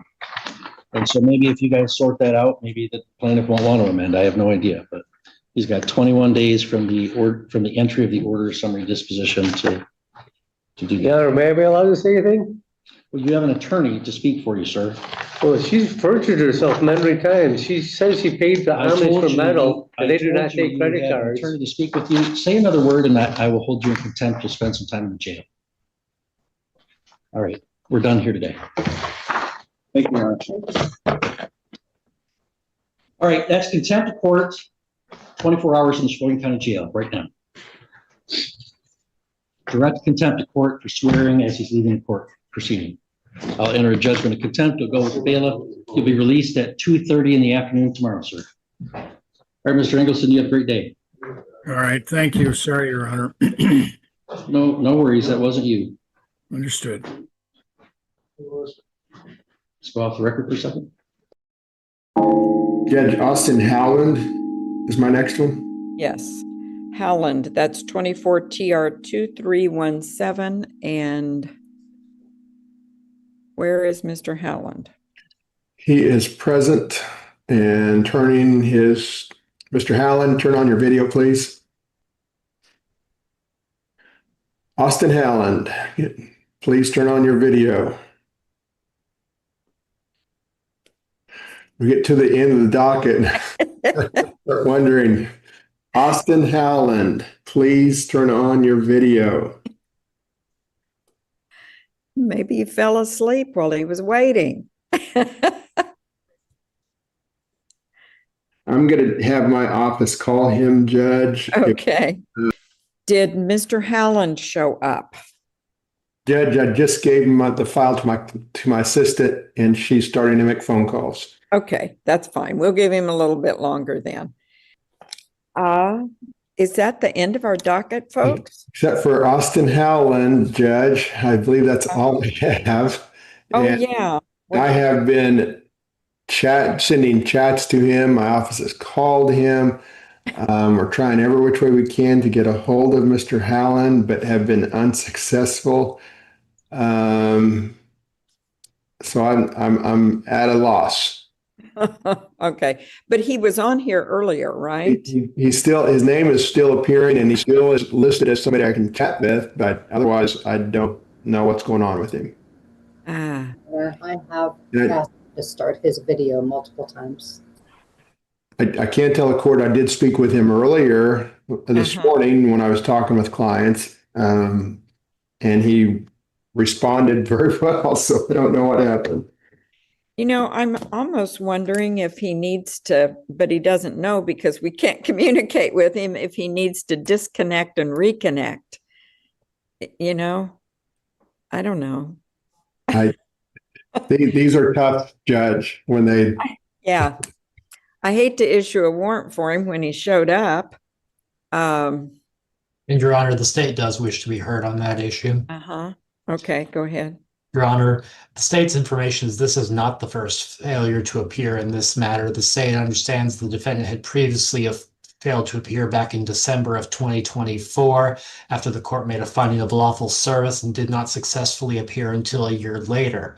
State's information is that on the December 3rd setting when this matter last came before the court, the defendant did appear in person at the courthouse, and the state, while the state does acknowledge the court's concerns in light of what would appear to be in this Zoom conference, the state respectfully submits that if the defendant has the benefit of appearing by Zoom, whether or not he fails to appear successfully or unsuccessfully is something that they undertake at their own peril. So the state is seeking a bench warrant bond forfeiture in this matter, $3,000 cash or surety, in light of the multiple failures to appear in this matter, as well as the apparent age of this case. Count one of the information appears to allege an occurrence date of almost 1.5 to 2 years ago in June of 2024. Okay. Well, I know that this is can be a little bit of a pain to do, but I'm thinking I would issue a bench warrant, 3,000 cash or surety, but let Mr. Patterson have a couple of days to try to bring him in before then. But I don't want to make it too difficult, Mr. Patterson, on a court date. What if we just said next Monday? Judge, I would do everything I can to get him there next Monday if the court would allow. Okay, so I'll issue the bench warrant, but hold it in abeyance until what dates that's going to be. Let's see. Excuse me, Your Honor, we are not open next Monday. That would have to be the 20th. Oh man, that was such a good plan too, wasn't it? Let's see. So it would be 23rd is otherwise taken up, Judge, with pre-trials. I'm not sure we can add him there. That would be March 3rd then, or 2nd, I mean, March 2nd. Criminy. Okay, that's too far.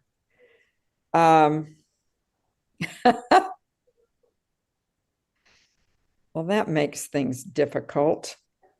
And Your Honor, the state respectfully submits, given the history of this case, that it is appropriate that the court enter its orders and that those be and that those proceed without delay. So what happens on the 18th? Could he show up for first appearances, or I don't know what your schedule is like, Mr. Patterson? It was just, Judge, I'm actually scheduled to be in court this Wednesday at 9 a.m. on a different traffic case. And if the court just wanted to give 48 hours. Okay, let's do that. I would do that. Okay. I'll give you 48 hours, get him in here on that'd be the 11th. And if he doesn't appear then the. Thank you, Judge. And Your Honor, is the court intending to take up this matter again on that February 11th date?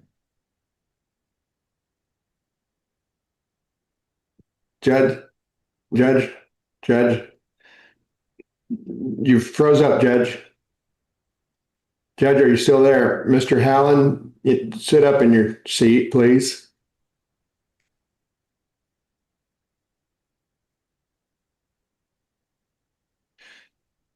Jen, while we're waiting for the judge to come back, can I have a brief breakout room with Mr. Hallen?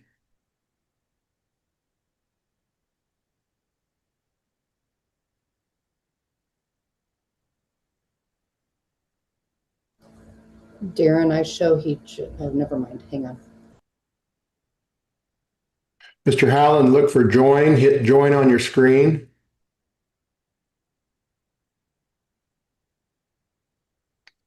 Mr. Hallen.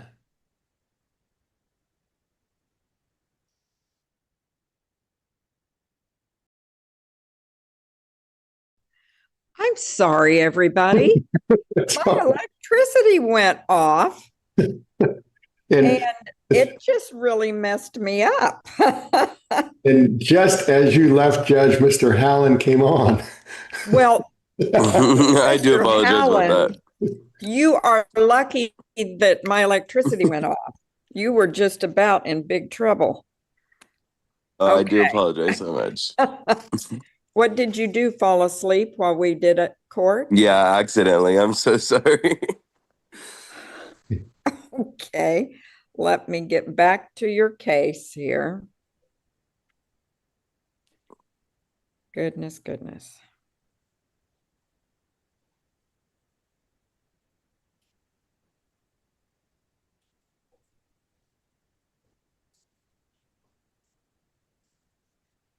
Okay, Mr. Howland, and for some reason it's all in capital letters. That must mean something.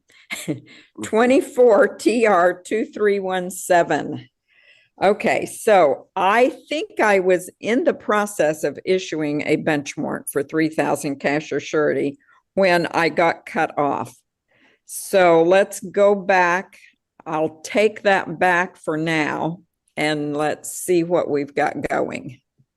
And Judge, based upon plea negotiations, I would announce this time that Mr. Howland is currently charged with 1 count, driving while suspended, Class B misdemeanor. State has agreed to amend that to KSA 8235, no valid driver's license. My client would enter plea of guilty to that charge. Okay. And Mr. Regier, is that correct with regard to the plea negotiations? That is the state's information, Your Honor. Okay.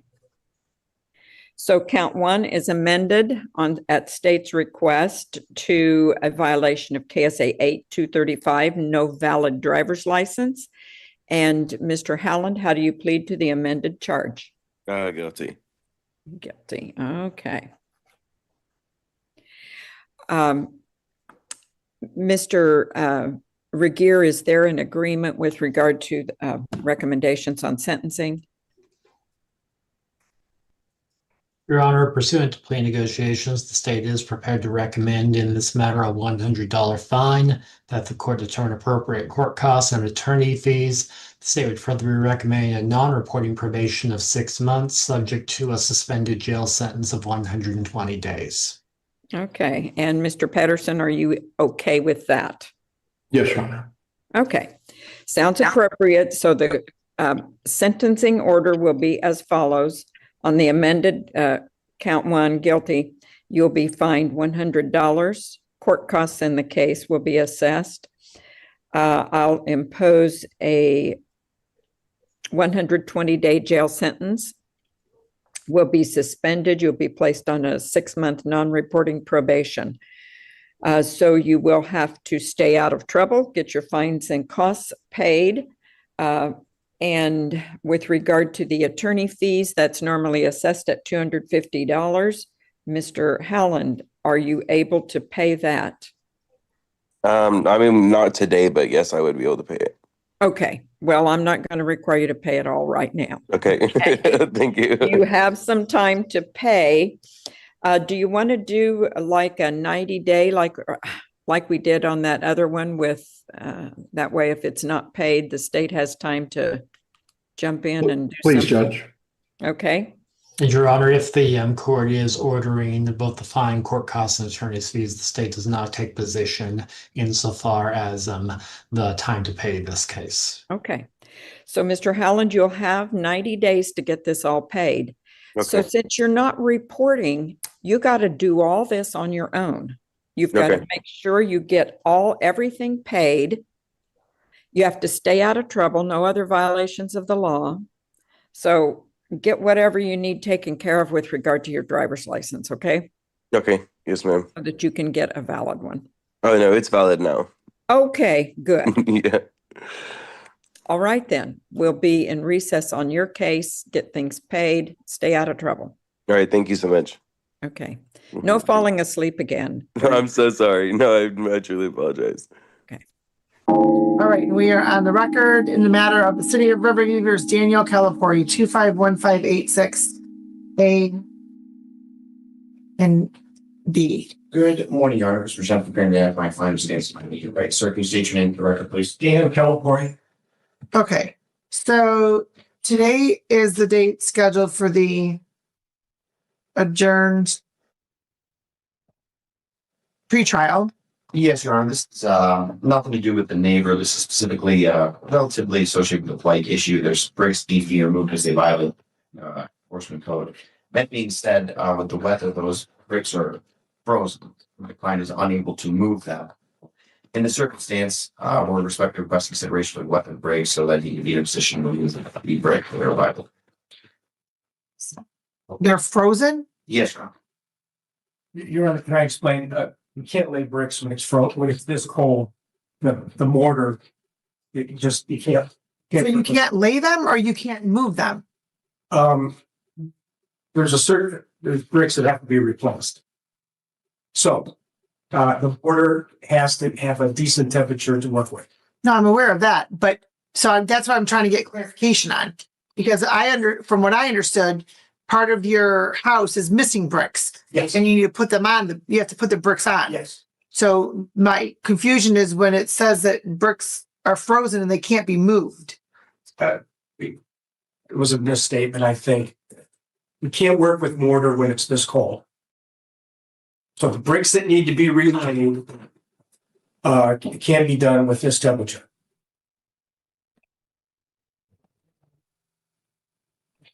Well, that's also interesting because I know plenty of bricklayers who are still out laying brick in this temperature. Yes, Your Honor, there are. I have to do it myself. I hired a guy to do this work. So if you have to do it yourself, sir, there's been days where it's been acceptable for the mortar, or acceptable temperature for it to be done. So my question is, why wasn't it done during that time? Or possibly the project's been a nightmare. I got robbed of $3,000 hiring 2 contractors and did a terrible job. Okay, well, here's the thing. So now it's already been adjourned 30 days. We've already adjourned it once 30 days, and now there's a request to adjourn another 45 days. So that the weather will be a decent temperature. And it still might not be a decent temperature even in March. Last year was below freezing most of the month of March. Well, sir, what is your plan then? Because I'm not going another 45 days. That's way too long to go after. So then that's going to be sometime in March on this matter that's been pending since November is when the original notice was mailed out. And you were here January 12th. Which, by the way, that was a complaint by the neighbor also. After I'm not worried about what the complaint was made. Who made the complaint? At the end of the day, you don't have the bricks on your home that you're supposed to have on your home. Sorry to cut you off, Mr. No, I Sharkey. just want to keep on target. Correct.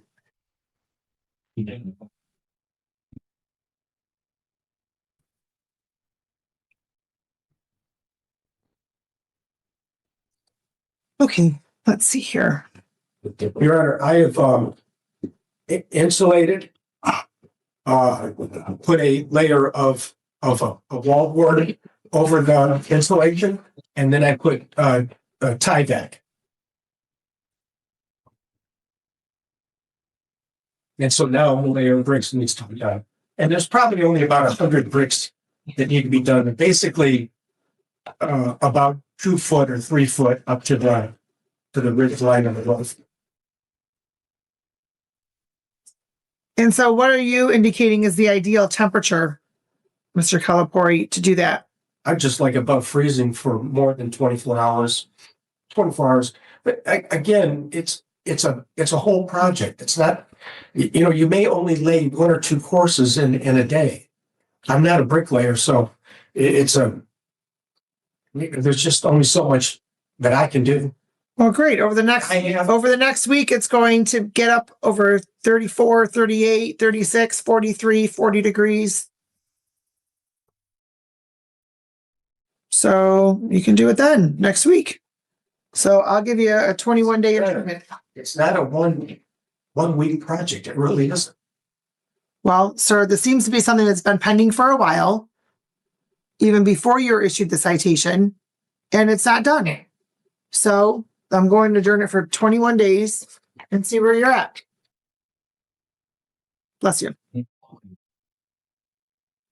And what I have to do is do a siding project instead of a brick project. What do you mean?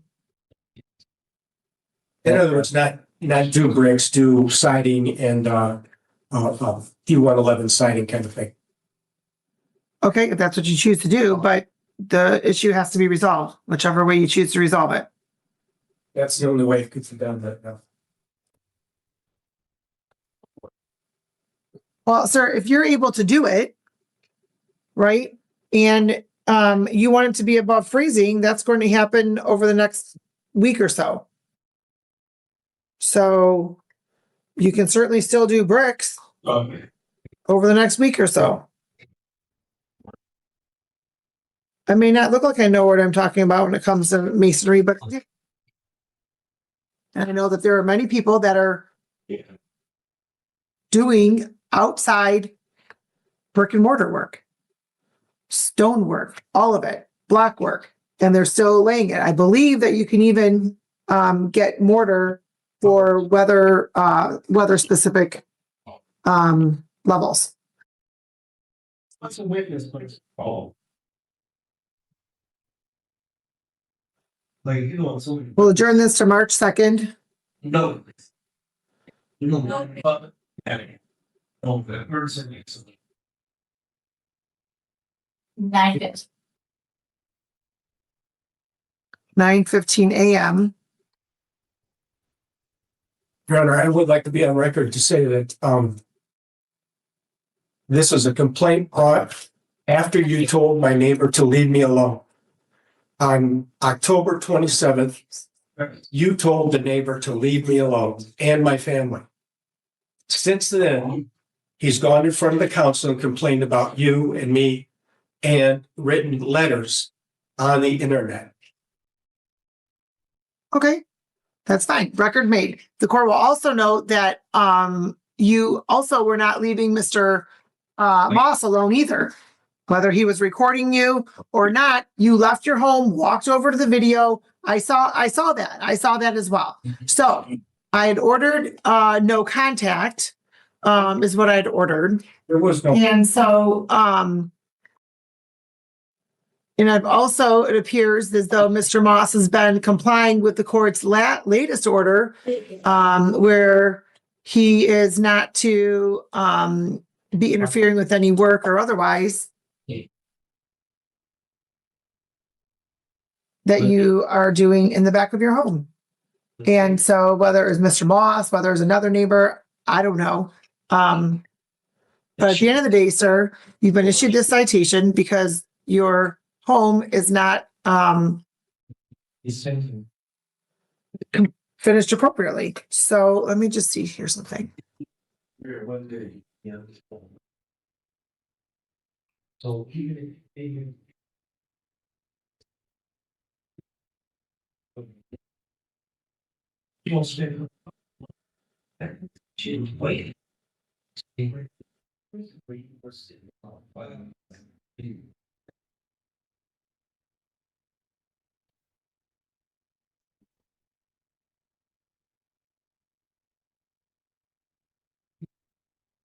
Okay, so sir, just to confirm, I wanted to confirm what I thought was correct, right?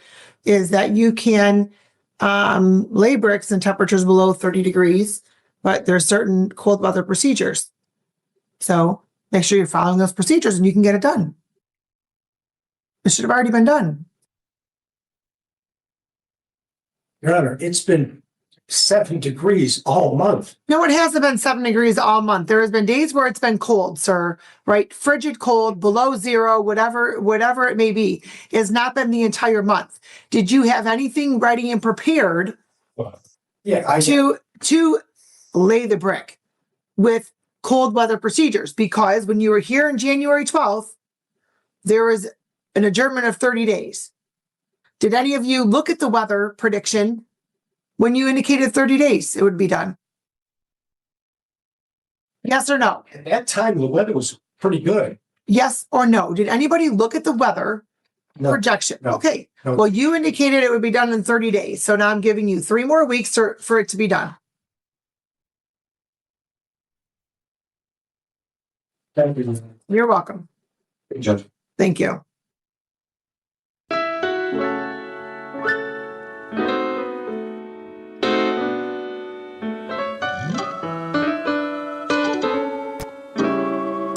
And I'll give you 4 weeks to get it done. Oh, ladies and gentlemen, we got it done. That's how the cookie crumbles. And that's all I got for February the 9th, 2026. But I assure you, it's not all there was. So keep an eye out on the channel. There'll be a lot more. And, you know, I always save some good stuff for the weekend too, and I assure you, that's already been done. So ladies and gentlemen, come on by tomorrow night again. Same Wolf time, same Wolf channel. That's around 8 p.m. Central Time, 9 p.m. Eastern Time. Or come by on the weekend, Saturday, 11 a.m. Central, that's noon Eastern. We'll all be hanging out, chatting, watching some good court cases. Every night of the week, I try to have court cases of the day. You know, we got President's Day coming up next Monday, so we'll have to see what happens, right? Last year we had a President's Day special. We already wrapped up that story last week.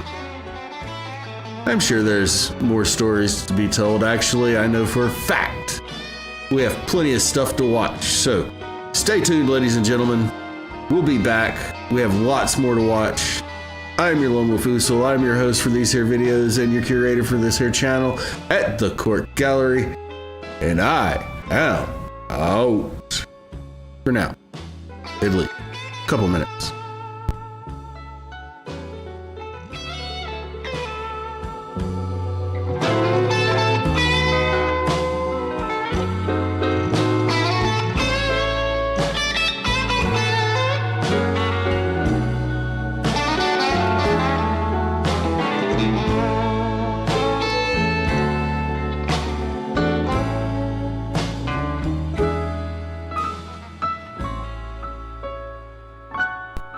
Special thank you tonight, our good friend at Law Nerds Unite. Zach, thank you very much. Bella and Blue are very good puppies. And the stream boss says meow.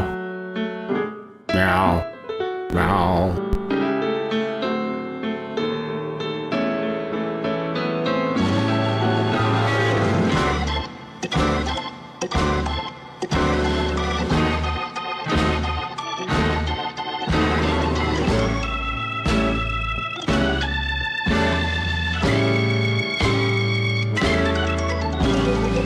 So much, Tamiko.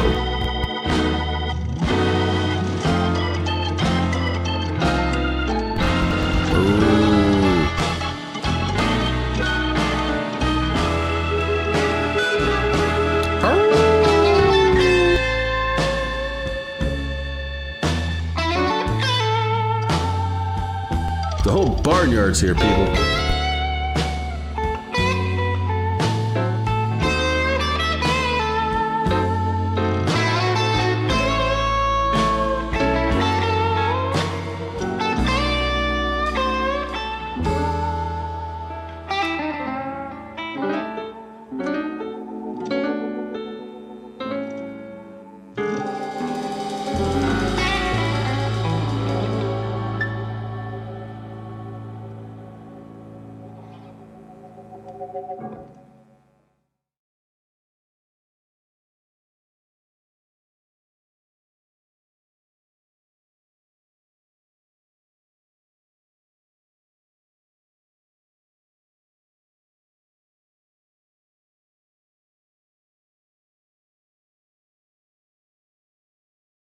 Are you still here?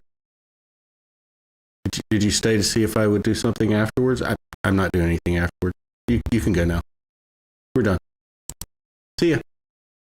Bye.